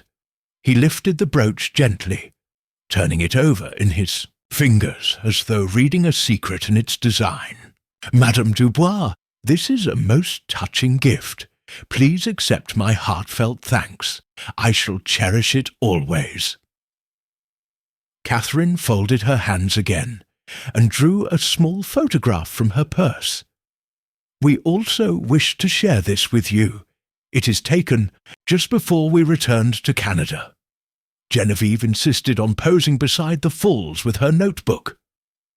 The photograph revealed a smiling young woman in a tweed jacket, notebook in hand, standing atop a rocky ledge. Behind her, the cascading water formed a silvery veil. Poirot studied her face, a mixture of joy and determined purpose. She was so proud of her discovery. Catherine continued. That day, she told me she felt closer to understanding Whispering Falls than anything else. If only we had known how dangerous her pursuit could be. Poirot offered a sympathetic nod. Mademoiselle Dubois had the heart of a true scientist, fearless, curious, and unwavering in her quest for truth. That very spirit led us to resolve the mystery, though at the cost of her life. It is a testament to her courage that so many now speak of her with respect rather than sorrow. Catherine's eyes glistened with gratitude. Your words honour her memory. It gives me comfort to know her work lives on, even if she does not. After a reflective moment, Poirot poured 2 cups of tea and handed one to Catherine. The steam curled like a ghostly ribbon between them. Madame Dubois, I must tell you that the 3 merchants indicted in Emerson's ledger, Samuel Bradford, Maurice Carmichael, and Fiona Lytle, have all been convicted of conspiracy and environmental tampering. They will pay restitution to the Restoration Fund for the Falls. Their houses, I understand, will sponsor scholarships in geology as well, in a gesture of atonement. Catherine's lips parted in surprise. I did not know the ripples of this tragedy would reach so far. For a mother, to see those who profited from my daughter's demise forced to make amends, I find it bittersweet. Poirot inclined his head. In many cases, the pursuit of injustice can stir broader conscience. Mademoiselle Dubois' research and the length to which she went to protect the land inspired not just local authorities, but important figures in Toronto who ensured that her name remained prominent. He unfolded a letter from his pocket, a formal proclamation from the Ontario Geological Society, announcing the first recipients of the Genevieve Dubois Scholarship. They have sent this for you to share with your family, so you may take pride in knowing her legacy will foster new generations of geologists. Catherine took the letter with trembling fingers, reading the elegant script. Merci, Monsieur. Poirot, this means more to us than words can express. As afternoon light waned, Poirot guided Catherine's conversation toward lighter recollections. Genevieve's fondness for wildflowers, her habit of whistling a tune while sketching, her determined insistence that the falls held hidden truths. They spoke of family visits, of summer picnics by the riverbank before the mine's rediscovery cast a shadow over the estate. Each recollection painted a vivid portrait of a young woman whose spirit could not be dimmed. Poirot listened with compassionate intensity, occasionally interjecting small anecdotes of Genevieve's meticulous note-taking, and the way she had scolded Emerson when she first saw him near the mine entrance. Catherine laughed softly at those memories, tears mingling with a grateful smile. When the clock chimed 6, Catherine rose. "I will leave you now, Monsieur Poirot. To see these gifts and hear your account has softened this heavy heart more than you know." Poirot stood as well, bowing in farewell.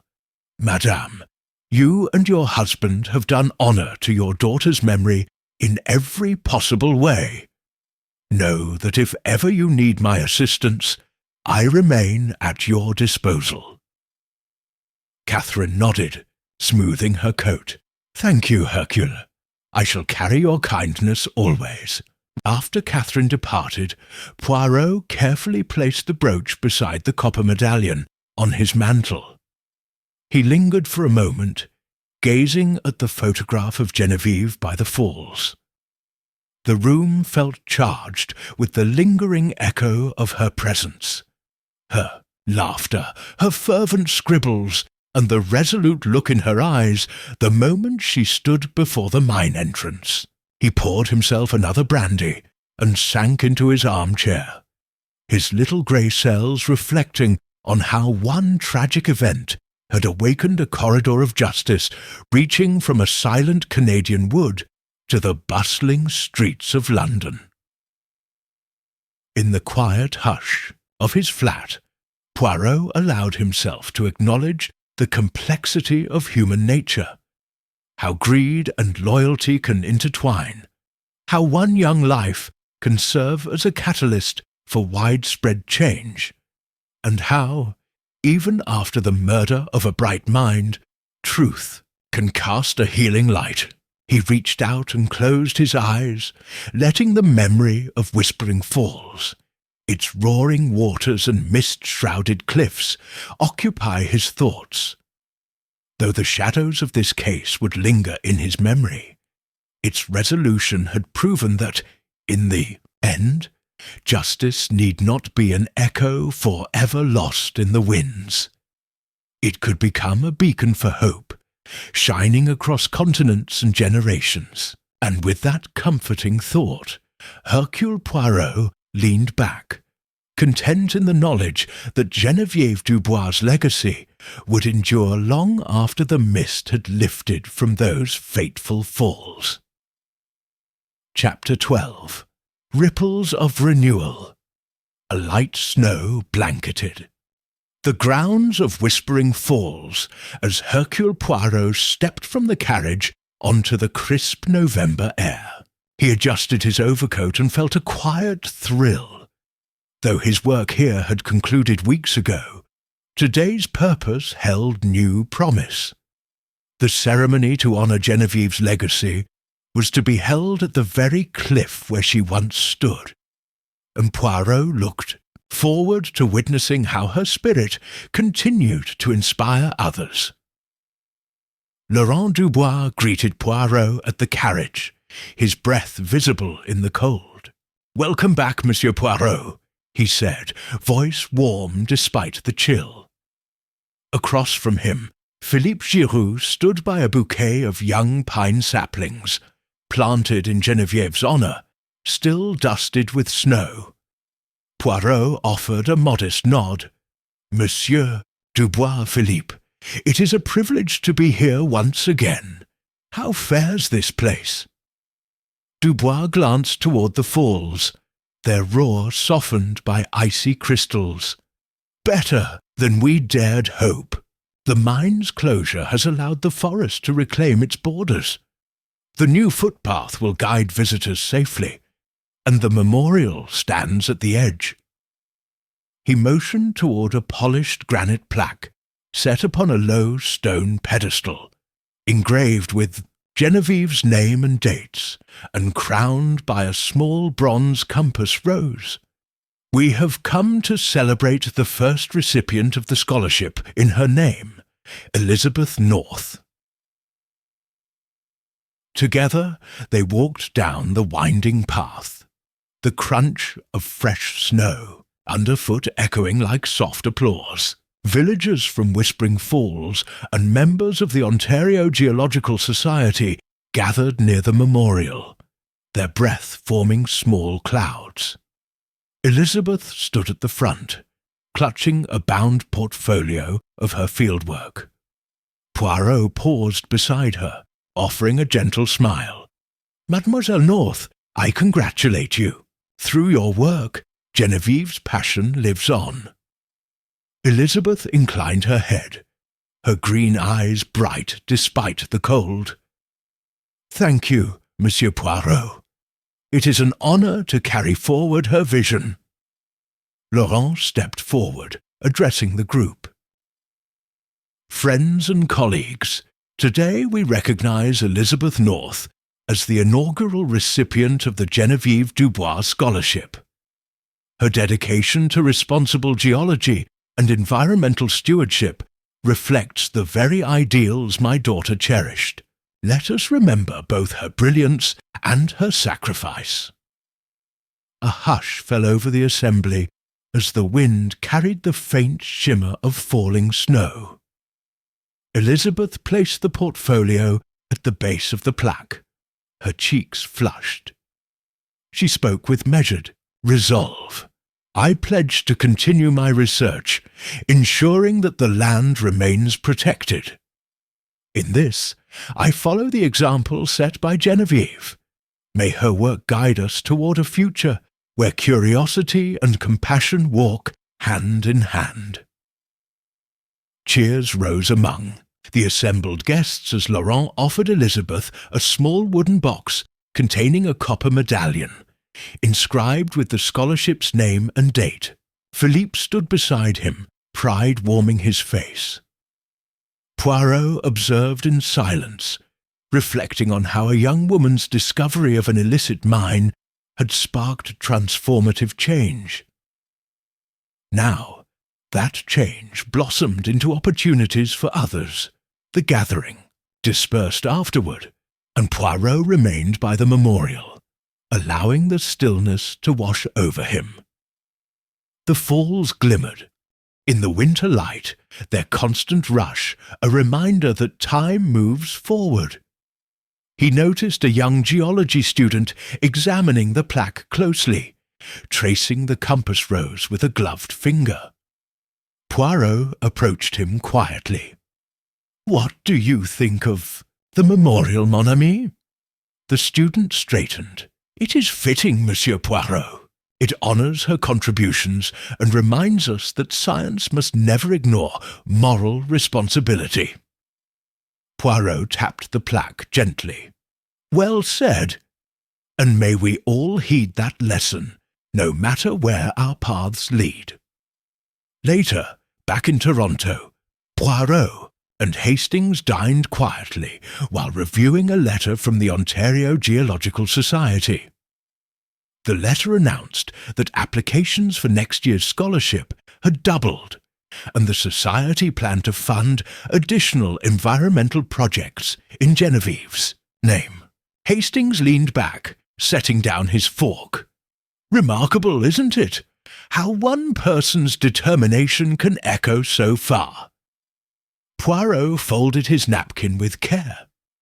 "Yes, Genevieve's story serves as a testament to how integrity and intelligence can reshape a community's conscience. In seeking truth, she forged a legacy that snowballs into greater good."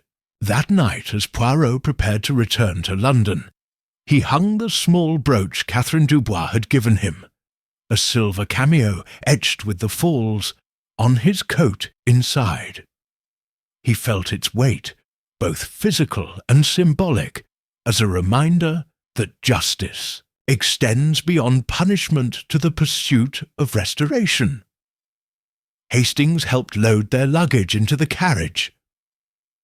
"Do you miss the quiet of your flat, Poirot?" he asked. Poirot gave a subtle smile. "A bit, Hastings. But it warms my cœur too. See good bloom from tragedy.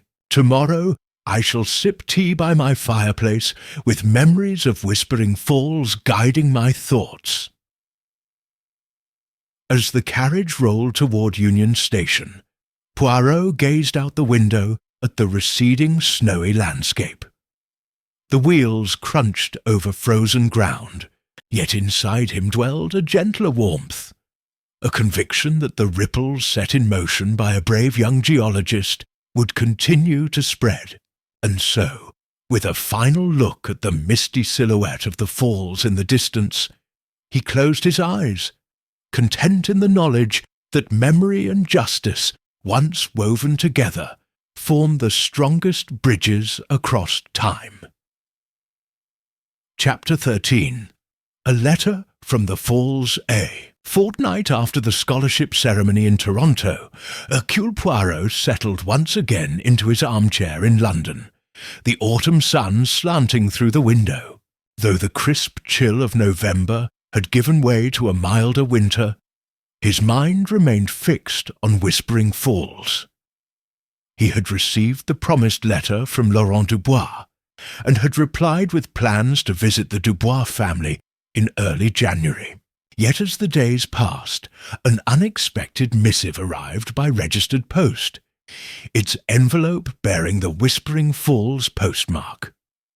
Poirot recognized the precise, slanted handwriting of Philippe Giroux, and unfolded the cream-coloured stationery Etiouard. Once, "My dear Monsieur Poirot," the letter began, "I hope you are well. Matters here have taken an unexpected turn.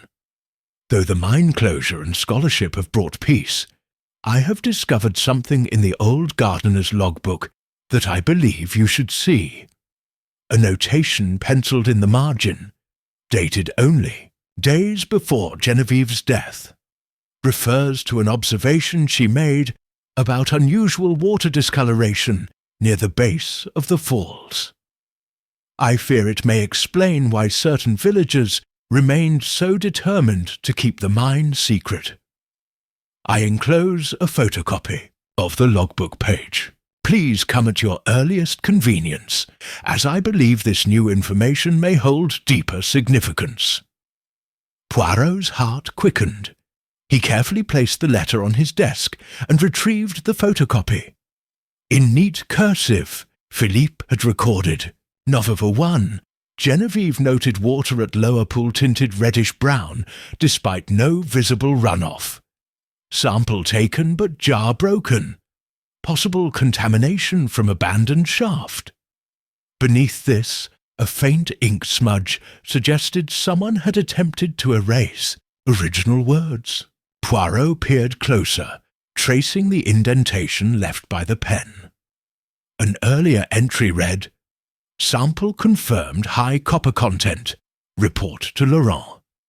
But the "Report to Laurent" line had been struck out and overwritten with "Do not disclose, Philippe." The detective's moustaches twitched. There lay a secret Philippe had kept, even from Dubois, and likely from Poirot himself.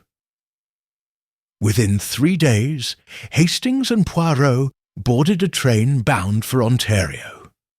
Poirot carried Genevieve's weathered notebooks, the photocopy of Philippe's logbook, and his small leather case. His little grey cells buzzed with the realization that a cover-up might extend beyond Emerson's conspiracy. Hastings observed Poirot's quiet intensity. "You suspect someone suppressed Genevieve's findings even after her death?" he asked. Poirot nodded. "Yes, some villagers may have profited from illicit ore shipments longer than we knew. This water discoloration indicates ongoing leakage from the sealed shafts beneath the falls. Potential environmental harm that someone did not wish revealed." Upon arriving at Whispering Falls Station, the detective and Hastings were greeted by Philippe himself, who appeared drawn and anxious. He led them swiftly to the gardener's cottage, where a flickering lamp cast shadows on rough-hewn walls. On the kitchen table lay the original logbook, an empty glass vial with copper green, residue, and a battered field microscope. Monsieur Poirot, I am grateful you came, Philippe said, voice tremulous. After our last conversation, I felt compelled to search Genevieve's old samples. I retrieved this vial from beneath a floorboard. She had hidden it there, afraid it would be discovered. He held out the vial. The sediment inside confirms what she saw. Significant copper traces in the water. I feared that if this became known, the estate's reputation would be ruined, and villagers would lose livelihood, and so I tried to suppress her note. Poirot accepted the vial, examining the residue. You see, Hastings, the environmental impact of copper runoff could poison fish stocks, affect livestock, and taint drinking sources for miles downstream. He folded his gloved hands around the vial. Philippe, who else had access to these notes? Philippe's eyes dropped. Only me and Emerson's associates. But I have suspicions. Miriam Dobson, a local trader, approached me weeks ago, asking, in hushed tones, about water quality. She seemed fearful, as though someone forced her to silence. I tried to steer her away, but she did not press the matter. I believe she too knew of the contamination. Poirot's gaze sharpened. Then we must speak with her and with Laurent. The truth cannot remain buried, or lives may still be at risk. Later that evening, Poirot and Hastings joined Laurent and Catherine Dubois by the hearth in the drawing-room. The couple welcomed them with quiet relief. Philippe spoke of new findings, Laurent said, offering Poirot a cup of tea. I confess I am unsettled. We thought everything was resolved. Poirot placed the vial on the mantel. Monsieur Dubois, Geneviève took water samples before she died. Those vials were lost until Philippe recovered one. The residue shows copper leaching into the falls. If not addressed, this contamination could harm countless lives. Catherine gasped. My poor girl warned me of this. She pleaded that we notify the authorities immediately, but Philippe feared a scandal, and I was too grief-stricken to press. Laurent's jaw clenched. All these months we believed the mine's sealing ended the danger. Poirot inclined his head. The sealing was imperfect. The water continues to erode the old shafts. It seeps through cracks, carrying copper compounds into the pool below. That is why Geneviève recorded the discoloration. Hastings frowned. What must we do? Poirot rose, moving to a map of the estate pinned on the wall. He traced a blue line from the mine's location to the lower pool. We must notify the Ontario Environmental Agency, ensuring proper remediation, installing a new, reinforced barrier and setting up filtration measures to clean the water. Meanwhile, we must speak with Miriam Dobson. She may reveal who pressured her to stay silent, thereby identifying any remaining conspirators. Laurent nodded grimly. I will. Call the agency at once, and I will ask Miriam to join us tomorrow. The following day, a hush fell over the Dubois dining room as Miriam Dobson arrived.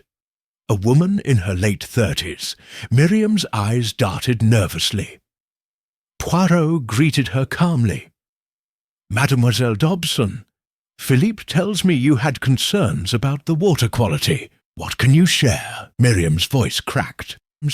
I was approached by Samuel Bradford, one of the merchants indicted in Emerson's trial.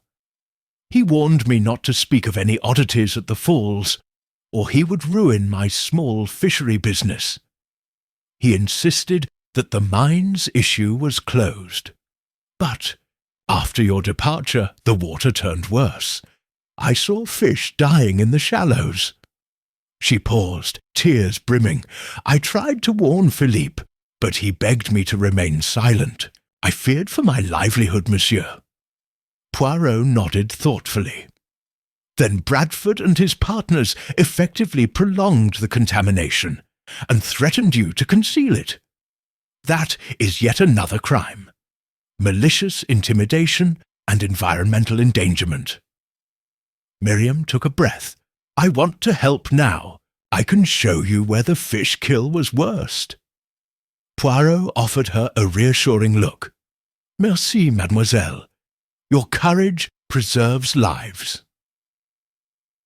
By afternoon, Poirot, Hastings, Laurent, and Miriam stood at the lower pool's edge. The water rippled, with a dull copper sheen, and a handful of lifeless trout floated near the bank. Philippe knelt, scooping water into a jar. Poirot watched, unwavering. This evidence will convince the agency to act swiftly. Hastings shivered. To think disease and death lay hidden beneath the falls. Poirot placed a gloved hand on his shoulder. Now, we shall ensure no further harm comes. Genevieve's legacy must protect her community in life and beyond. As dusk fell, the group returned to the manor, weary but determined. Laurent placed a hand on Poirot's shoulder. Monsieur, I am grateful you persisted. My daughter's work continues to save lives. Poirot inclined his head, eyes reflecting both resolve and compassion.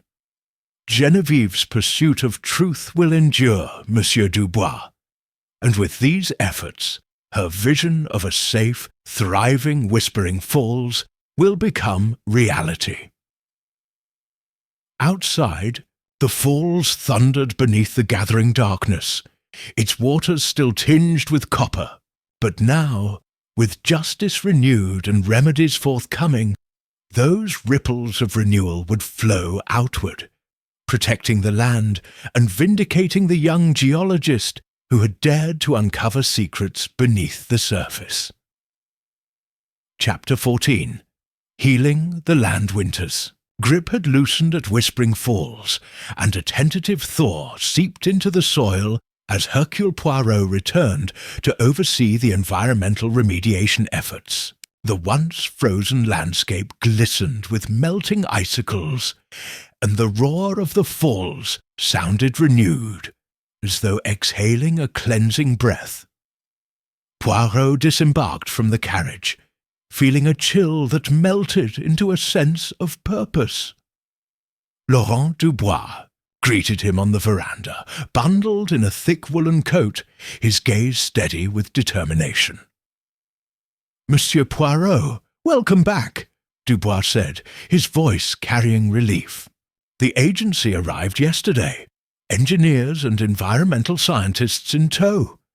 They establish a perimeter around the lower pool and have begun constructing a filtration system.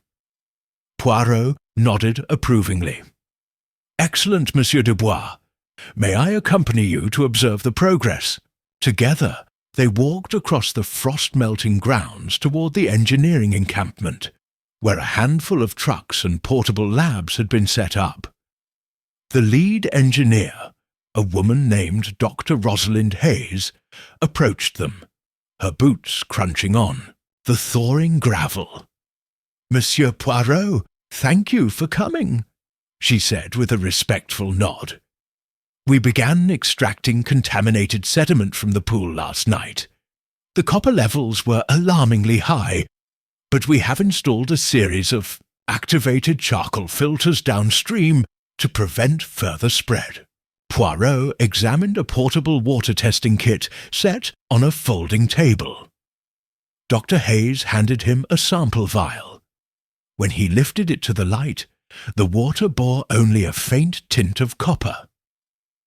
Remarkable progress in so short a time, he remarked. Dr. Hayes smiled. Your findings motivated swift action. We plan to treat the water daily until the coloration disappears and the ecosystem shows signs of recovery. As the morning sun pierced the mist, Philippe Giroux emerged from the nearby woods, carrying a bundle of young saplings, birch and aspen carefully selected to stabilize the banks once the water cleared. His face, once marked by guilt, now reflected cautious hope. Poirot approached him. "Philippe, these trees will help prevent erosion once planted. Your work ensures the land heals properly." Philippe offered a weak smile. "Thank you, Monsieur Poirot. I wish to honor Geneviève by helping the earth she loved so much." Laurent joined them, handing each a steaming mug of tea. The trio huddled together, sipping the fragrant brew. "How do you feel about these efforts?" Dubois asked, glancing at the engineered barriers. Philippe wiped his brow. "It is humbling to watch the community unite for restoration. My regret lingers, but seeing these trees planted lightens the burden on my soul. Geneviève would approve." Poirot placed a reassuring hand on the gardener's shoulder. "In recognizing your mistake and working toward rectification, you honor her memory more deeply than you know." By midday, Inspector Skinner arrived from Toronto to inspect the remediation site. His presence underscored the legal ramifications of the contamination. He greeted Poirot with a firm handshake. "Monsieur Poirot, I'm glad to see the clean-up progressing. We have documented all findings. Those responsible for the environmental damage will face additional fines, which will be directed toward long-term conservation efforts." Poirot nodded gravely. "Yes, Inspector. It is only right that reparations extend beyond immediate action to ongoing guardianship of this land." Skinner surveyed the site. Engineers overseeing pumps, villagers volunteering to clear debris, and Dr. Hayes instructing field technicians. "Whispering Falls will thrive again," he observed. Poirot smiled at that sentiment. The afternoon unfolded with a series of coordinated tasks: testing water samples, constructing sediment barriers, and planting the first row of saplings along the pool's edge. Hastings joined them, rolling up his sleeves to help clear a fallen willow branch that threatened to obstruct the water's flow. When a cart loaded with stones arrived to reinforce the stream banks, Hastings helped haul the heavier pieces. Poirot watched his old friend's willingness to lend a hand and felt a genuine sense of camaraderie among those working to restore what had been damaged. As dusk approached, the group gathered near the filtration setup to review preliminary results. Dr. Hayes examined readings on her clipboard. "The copper concentration has fallen by 40% since this morning," she announced. Applause rose from the assembled volunteers, villagers in heavy coats, students from the Geological Society, and members of the Dubois household. Poirot stepped forward, raising his voice so all could hear. "Today's progress bears testament to our collective resolve. Geneviève Dubois sought science in service of truth and preservation. By continuing these efforts, we fulfill her vision." The crowd stood in respectful silence, absorbing his words. Later that evening, Poirot, Dubois, and Philippe retired to the study, its windows overlooking the softly cascading waters. A small fire crackled in the hearth, casting flickering light on Genevieve's memorial portrait hanging above the mantel. Laurent produced a folder containing photographs taken during the day. Images of saplings planted, engineers at work, and water samples in varying stages of clarity. He handed a set to Poirot. These will accompany the final report to the Ontario Environmental Agency. They requested documentation of each phase of the restoration. Poirot leafed through the prints, noting the budding recovery. Superb documentation, Monsieur Dubois. Your diligence ensures accountability beyond any doubt. Philippe pored over notes he had kept in a fresh journal. I took water samples at regular intervals, logged the pH levels, and recorded the type of sediment we removed. If a similar incident ever occurs elsewhere, these records will serve as a guide. Poirot felt a surge of pride for the former gardener turned conservationist.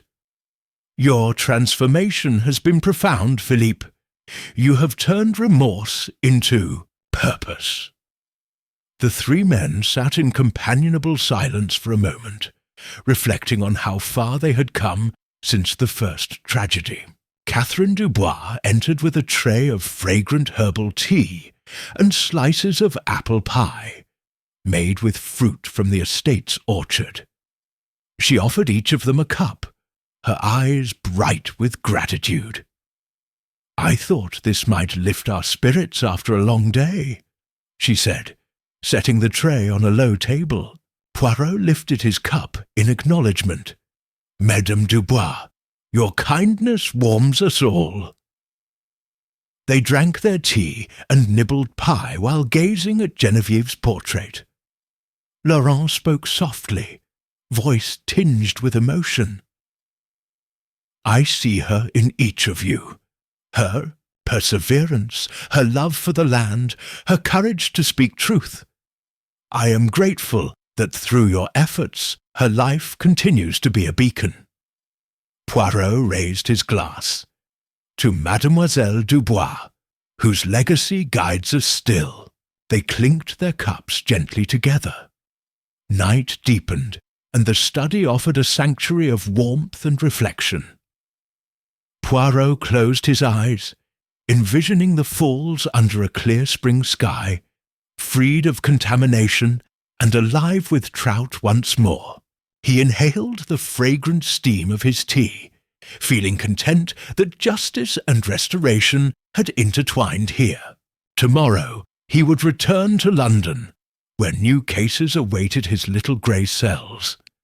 But for tonight he allowed himself to savour this moment of quiet triumph.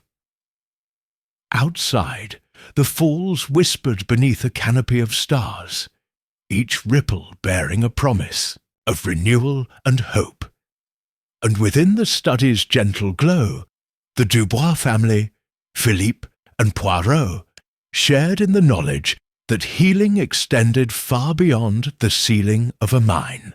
In tending to the land, they had restored balance not only in nature, but in their own hearts, ensuring that, at Whispering Falls, the echoes of tragedy would give way to the chorus of life.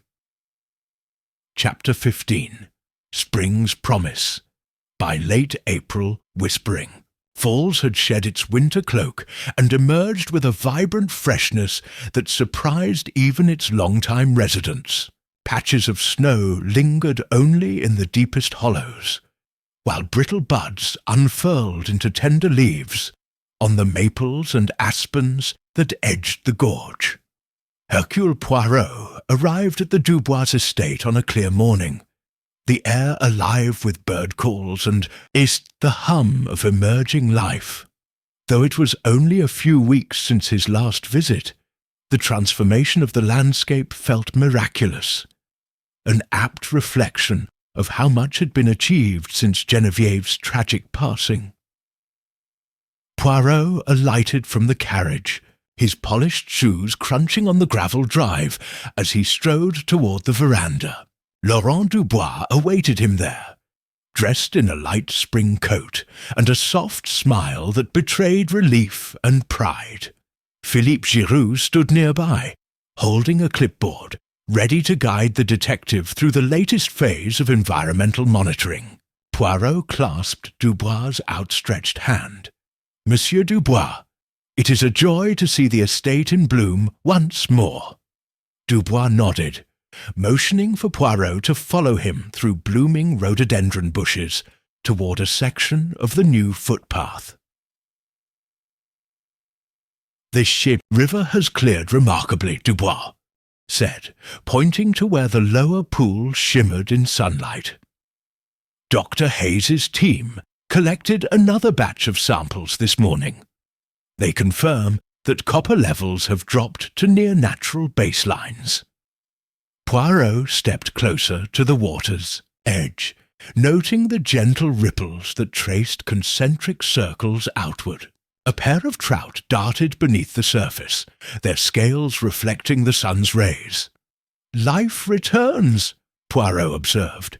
"Geneviève would be proud to see her efforts bear fruit." Dubois cleared his throat. "You should meet Elizabeth North.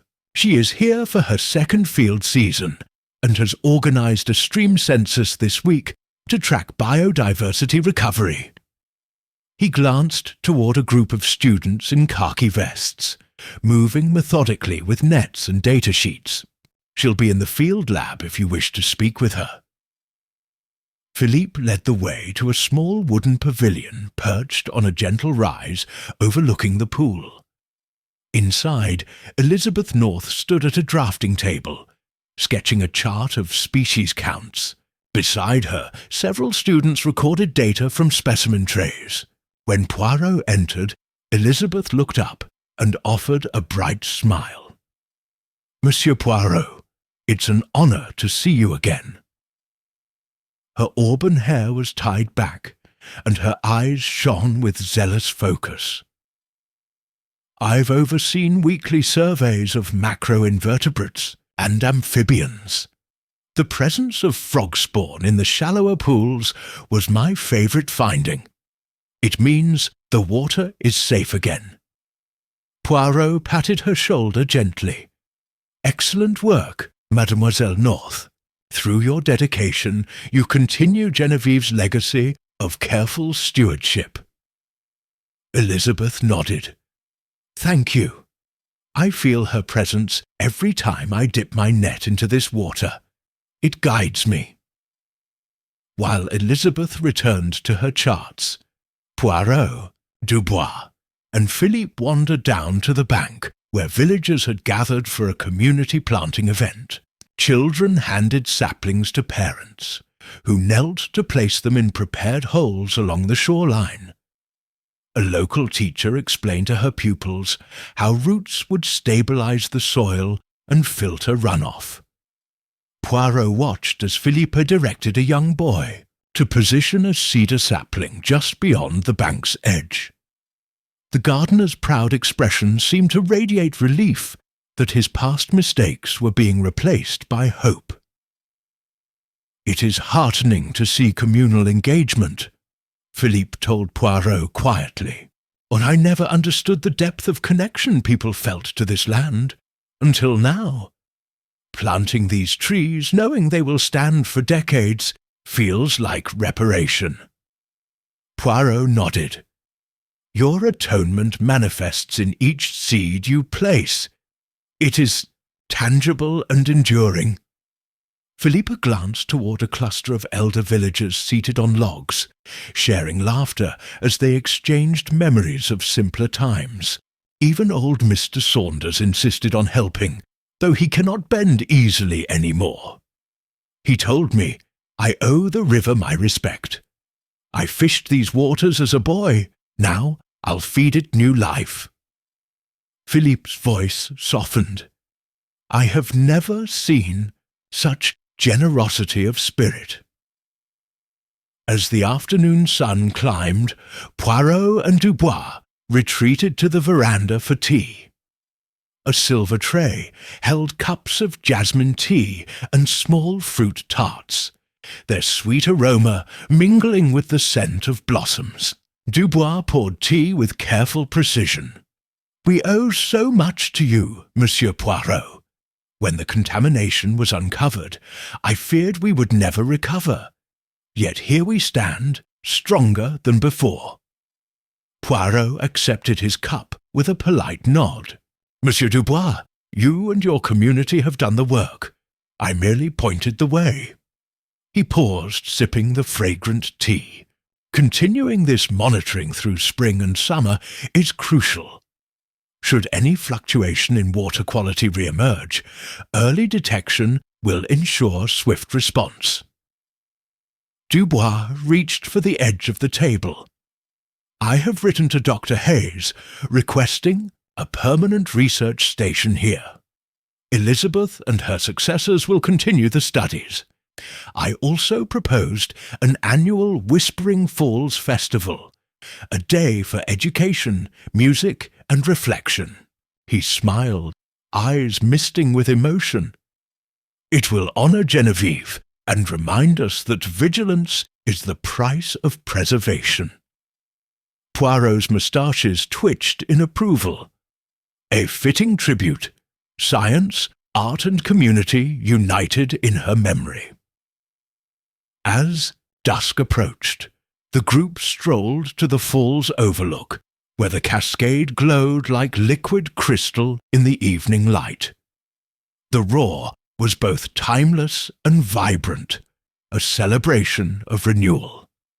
Poirot stood silently, the wind tugging at his collar. He felt a profound sense of closure, yet also the exhilaration of beginnings.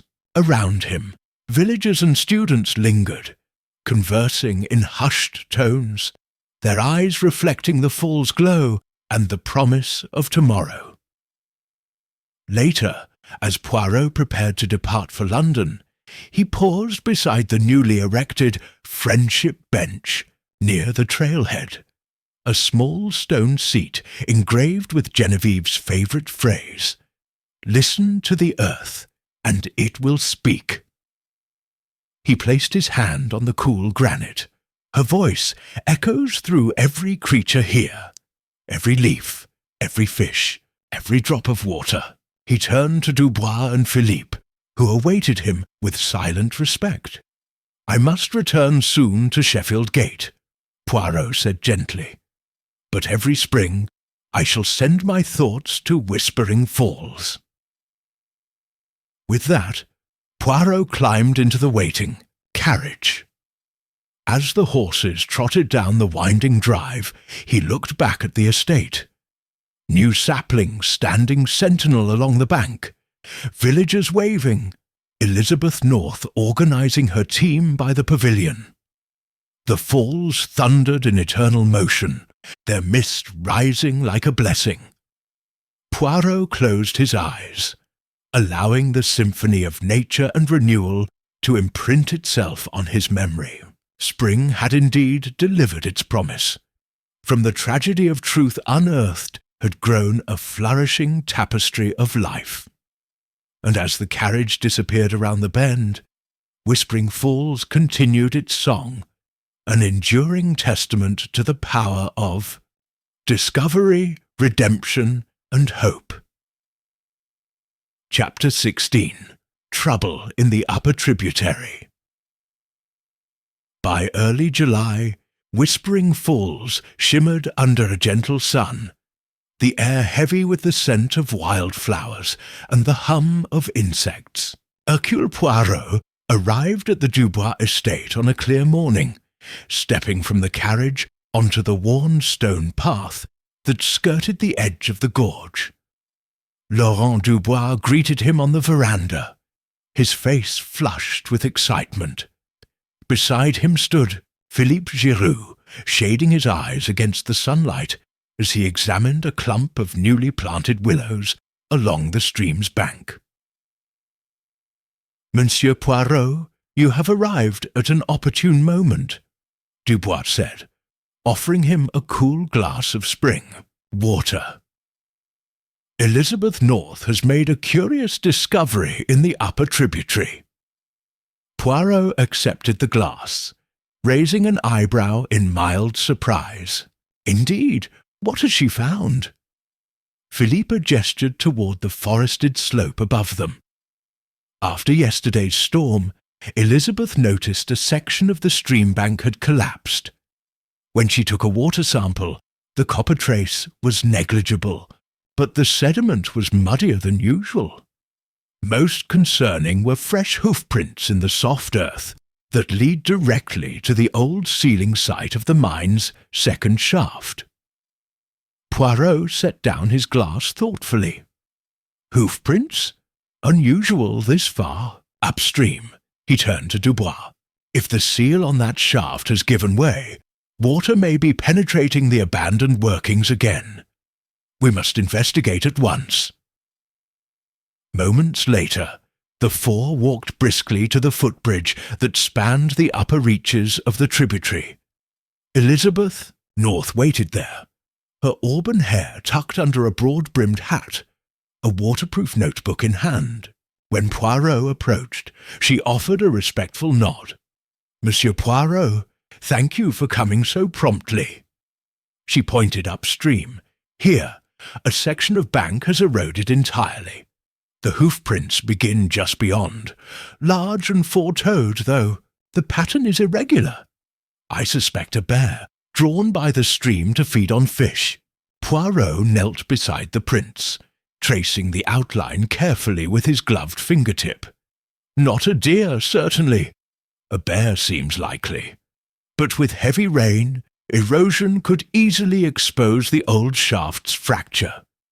If water finds its way into the mine, copper runoff may resume." Elizabeth produced a sampling jar. I took another water sample just above these prints. The copper content was minimal, but the turbidity reading spiked. Poirot examined her notebook. "Good work. We must act before levels rise." Philippe led the way up a steep, narrow slope overgrown with ferns. As they climbed, bird calls echoed through the pines. When they reached the collapsed section, a small landslip had exposed timber beams and loose stones that once sealed the shaft.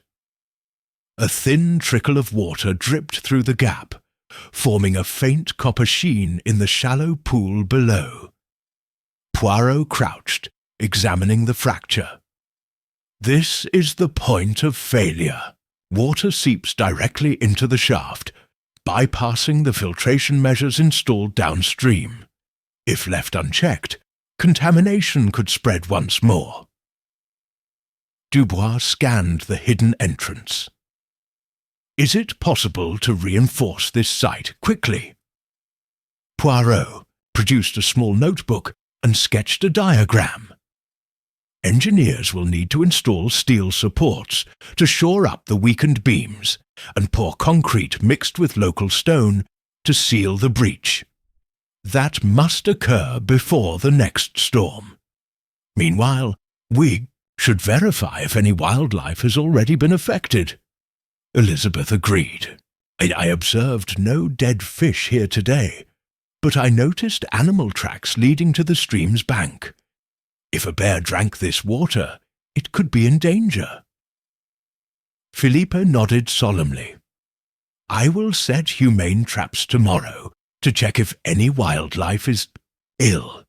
If we find any, we can arrange veterinary care." That afternoon, Philippe set traps near the footprints, while Elizabeth collected additional water samples. Poirot and Dubois descended a narrow ladder into the shaft's lower entrance, where a small team of technicians had assembled a platform. The air inside was cool and damp, and Poirot's torch revealed rough-hewn walls stained with residual copper from years past. He inspected the timber supports. Several beams were cracked, and water pooled on the wooden floorboards. "Clearly, the structural supports have weakened," he noted, shining his light on a sagging beam. "If one more beam fails, the shaft could collapse completely, releasing trapped sediment. We must stabilize this interior before sealing externally." Dubois placed a hand on Poirot's shoulder. "I will instruct the engineers immediately." They climbed back to the surface, where Philippe and Elizabeth awaited. The gardener held his traps with caution, One contained a young black bear, its eyes wary but otherwise unharmed. Elizabeth approached the cage. "It seems dehydrated and sluggish," she said. "We must get it to a wildlife officer." Poirot nodded. "Yes, let us call the local wildlife reserves. If this bear drank contaminated water, it needs treatment." As dusk fell, a wildlife officer arrived and calmly sedated the bear before lifting it into a transport crate. Philippe watched until the crate was loaded onto a waiting vehicle. "Thank you," he murmured. "I hope it recovers quickly." Poirot patted his shoulder. "Rehabilitation will be swift if we act now." Later, as the sun dipped behind the trees, Poirot, Dubois, Elizabeth and Philippe gathered on the veranda with cups of mint tea. The evening air was cool and fragrant. Dubois poured Poirot a second cup, his expression resolute. "Engineers will begin reinforcing the shaft first thing in the morning." Dr. Hayes provided materials for steel reinforcements and the concrete mixture. Elizabeth set down her cup. "We'll continue weekly water monitoring and install motion-activated cameras along the banks to track wildlife health. If we see any distress signals, we can intervene." Philippe added softly, "Geneviève would expect nothing less." Poirot leaned back, closing his eyes as he savoured the tea's warmth. Mademoiselle Dubois' spirit endures in every careful measure taken here. The commitment to both the environment and its creatures embodies her legacy. Hastings, who had arrived earlier to assist Elizabeth with data logging, raised his cup in a quiet toast. "To Geneviève, whose courage continues to guide us." They sipped their tea in respectful silence, the distant roar of the falls underscoring, "Hear the moment, monsieur." Night settled over Whispering Falls, and Poirot prepared to depart for London the next morning. Before boarding the carriage, he lingered by the polished granite memorial, placing a gloved hand on the engraved compass rose. The wind carried a misty echo of the cascade. He whispered softly, "Continue to listen to the earth, and it will speak." With that, Poirot stepped into the carriage, leaving behind a landscape poised on the brink of renewed health, where truth and compassion worked hand in hand to safeguard both land and life. Chapter 17. Guardians of the Falls, Late Summer. Twilight spread a golden glow over Whispering Falls, the dusk air warm with the hum of cicadas. Hercule Poirot returned to the Dubois estate, 30 days having passed since the crisis at the upper tributary. The estate greeted him with a reassuring stillness.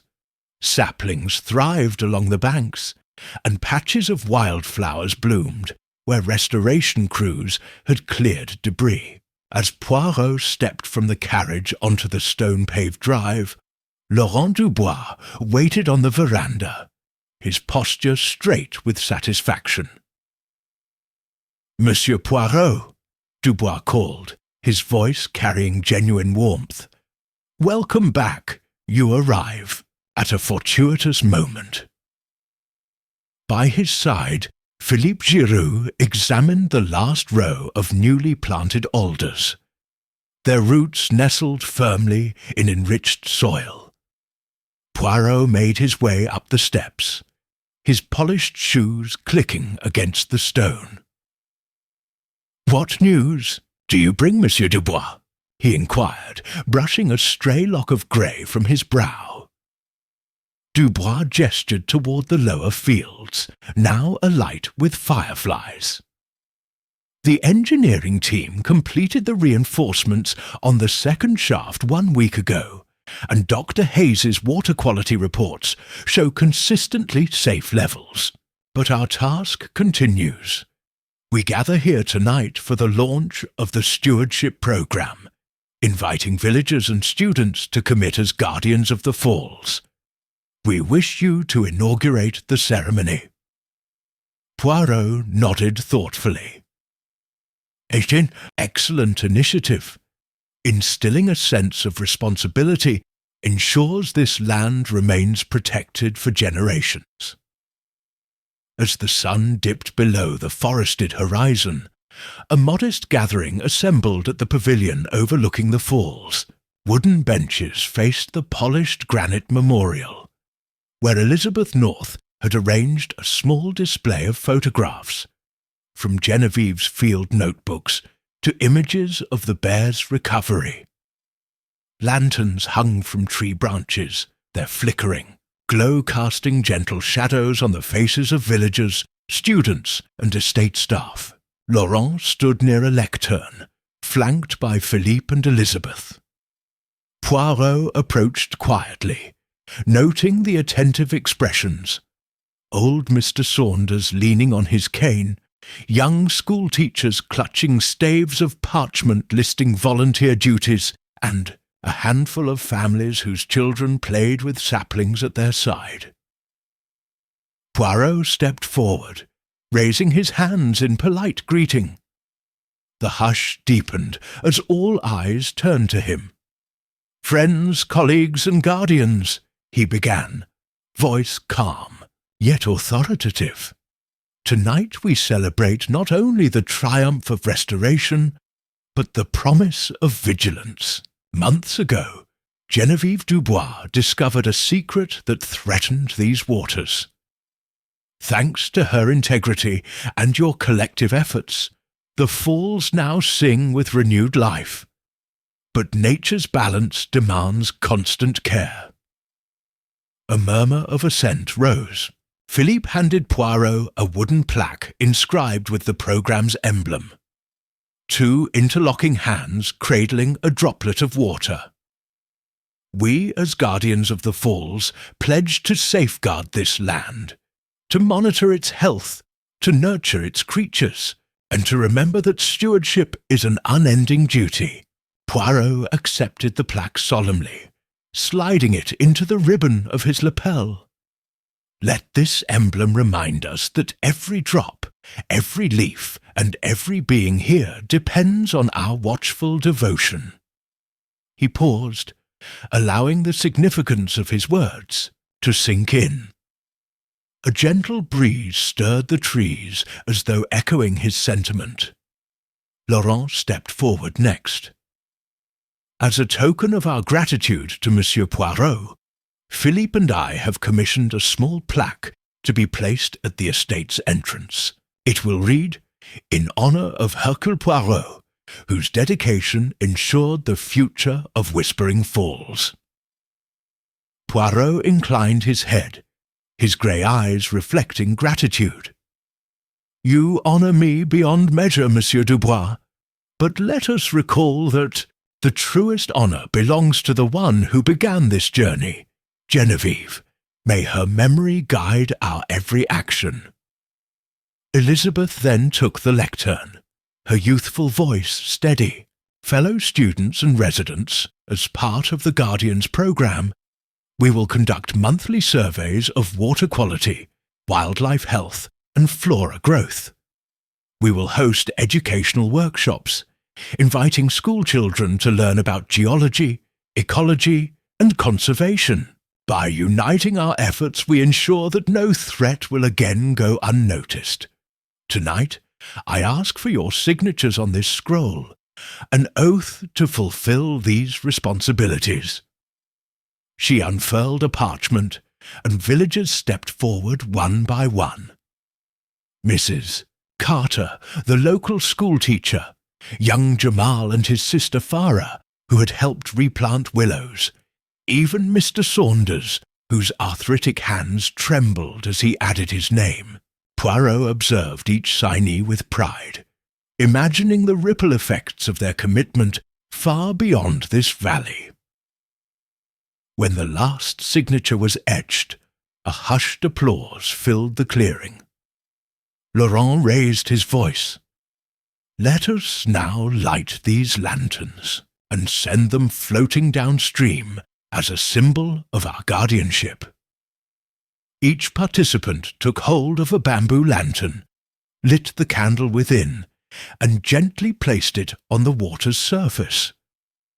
Poirot watched as dozens of lanterns drifted down the stream, their warm light mirrored in the rippling current. The scene felt almost sacred, lanterns like stars guiding the way toward tomorrow. As the glow of floating lanterns diminished into the darkness, conversation softened to a reverent hum. Poirot approached Philippe, who stood beside Elizabeth, studying the water. "You have led these efforts with courage, Philippe. Witnessing this unity is a testament to your transformation." Philippe's eyes glistened. "Monsieur Poirot, I once feared that my mistakes would define me forever, but through honesty and perseverance, this community chose to build a future, rather than dwell on the past. I owe everything to Geneviève and to you." Poirot placed a gentle hand on his shoulder. "Your actions embody redemption. May you continue to honor her memory in every sapling you plant and every sample you test." Later, as the gathering dispersed and lanterns glowed faintly down the stream, Poirot stood alone beside the memorial. The cascade beyond him roared in the night, a constant reminder that time flows unceasingly. He traced the engraved words at the base. 1923-1925, in pursuit of truth. A single tear glinted in his eye as he whispered, "Little grey cells do not forget, Mademoiselle Dubois." The cool night breeze embraced him, carrying distant echoes of the fall's melody. When dawn broke, Poirot would return to London, carrying with him the knowledge that Whispering Falls was now guarded by a community bound together by purpose. Yet tonight, beneath the lantern-lit canopy, he allowed himself a rare moment of quiet reflection, the harmonious resolution of a tale that began with tragedy but transformed into a living promise of renewal. And in that promise he found solace, knowing that the guardianship of the land would endure long after his silhouette disappeared down the path. Chapter 18. Echoes and New Beginnings. The morning sun broke over Whispering Falls in gentle triumph, casting golden light across the newly planted saplings and the polished granite memorial that stood sentinel over the edge of the gorge. Hercule Poirot, having arrived at dawn, inhaled the crisp air, allowing the mist rising from the waters to settle like a benediction. Today marked not only the culmination of many months of healing, but also a celebration of the future, one that Geneviève Dubois had envisioned in her final days. Laurent Dubois emerged from the manor, his expression a mixture of pride and bittersweet memory. Beside him stood Catherine Dubois, whose gentle smile belied the lingering ache of a mother's love cut short. Philippe Giroux walked with a quiet dignity, his posture straight and assured, no longer the burdened soul who first discovered Geneviève's body, but a devoted caretaker of the land she had cherished.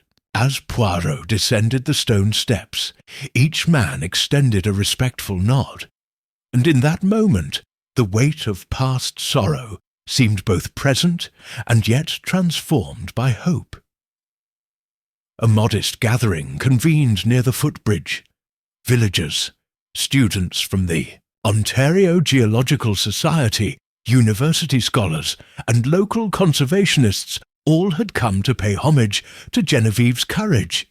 Children held small bouquets of wildflowers plucked from the surrounding meadows, their bright petals echoing the youthful promise that Genevieve had embodied.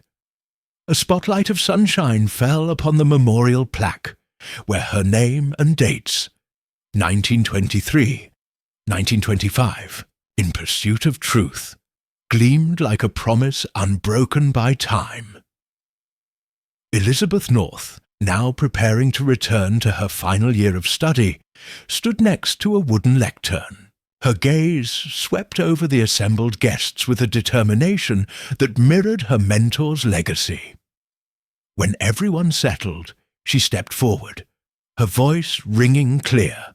Friends, colleagues, and guardians of the Falls, today we honor Genevieve Dubois not just for her tragic fate, but for her unwavering commitment to truth and preservation.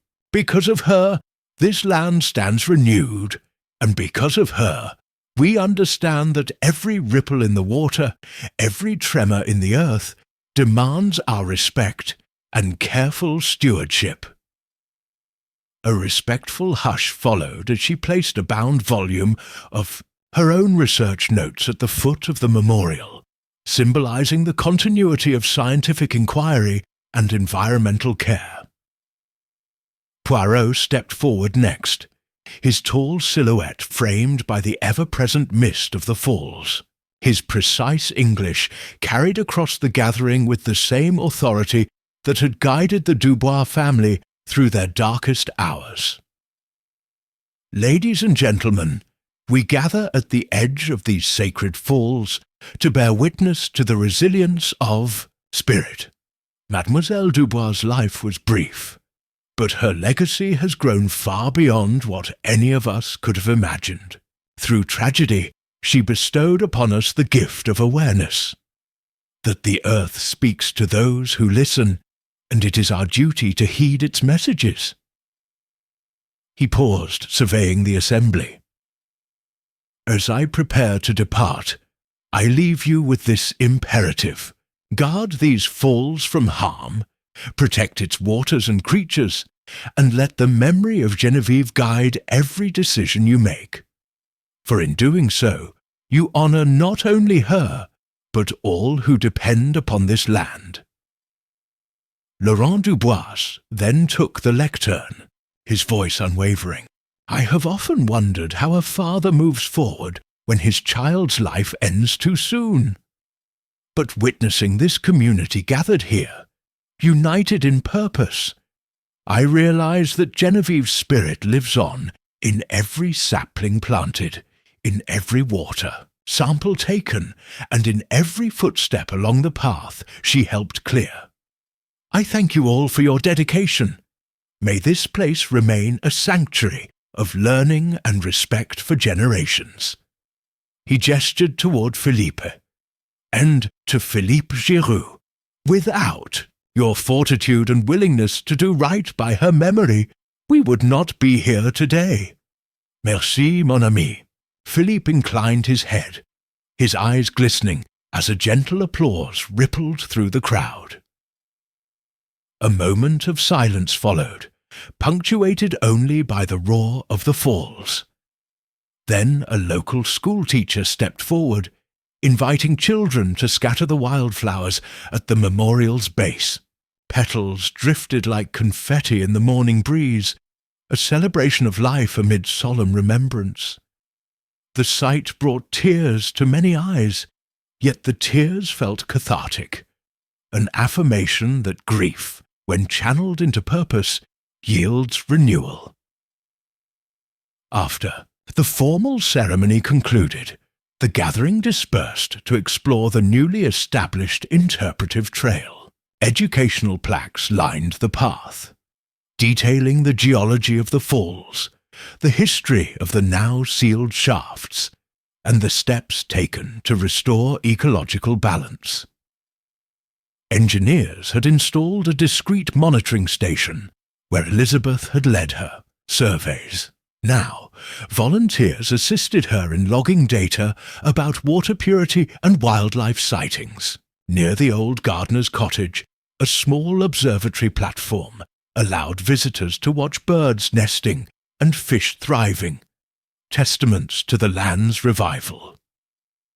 Poirot lingered at the platform's railing, gazing at a pair of trout darting beneath the clear surface of the pool.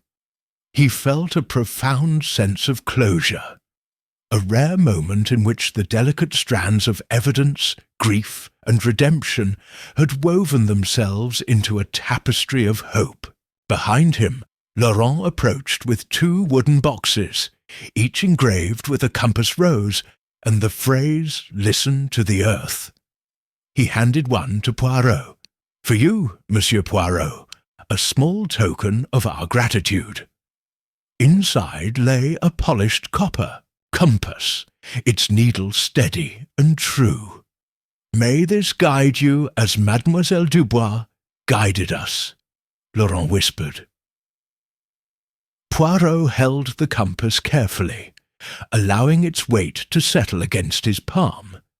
"Merci, Monsieur Dubois.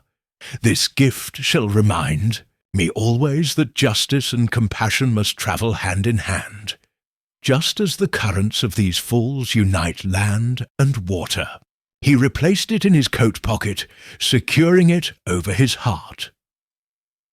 As the sun climbed higher, illuminating the misty veil of the waterfall like fractured crystals, Poirot took one last look at Whispering Falls. The lush canopy, the thriving vegetation, and the smiling faces of children and students alike. He felt a tender pang of sorrow for a life lost too soon, but that sorrow had been transmuted into purpose by those who refused to let tragedy be in vain. Before he left, Poirot paused by the memorial one final time, placing a gloved hand upon the engraved stone. "Au revoir, Mademoiselle Dubois," he murmured. "Your quest for truth remains ever our guide." As he climbed into the waiting carriage, the landscape receded slowly, yet the lessons etched into his memory would endure indefinitely. The road to the station stretched ahead, sunlit and welcoming. Poirot knew that new mysteries awaited him in London, but Whispering Falls had imprinted its rhythm upon his soul. In time, he would return to Britain's bustling streets and familiar teapots, yet part of his heart would always belong to this place of roaring water and renewed life. And as the carriage rounded the bend, he allowed himself a gentle smile. The earth had spoken, and its echoes would guide him wherever he travelled next.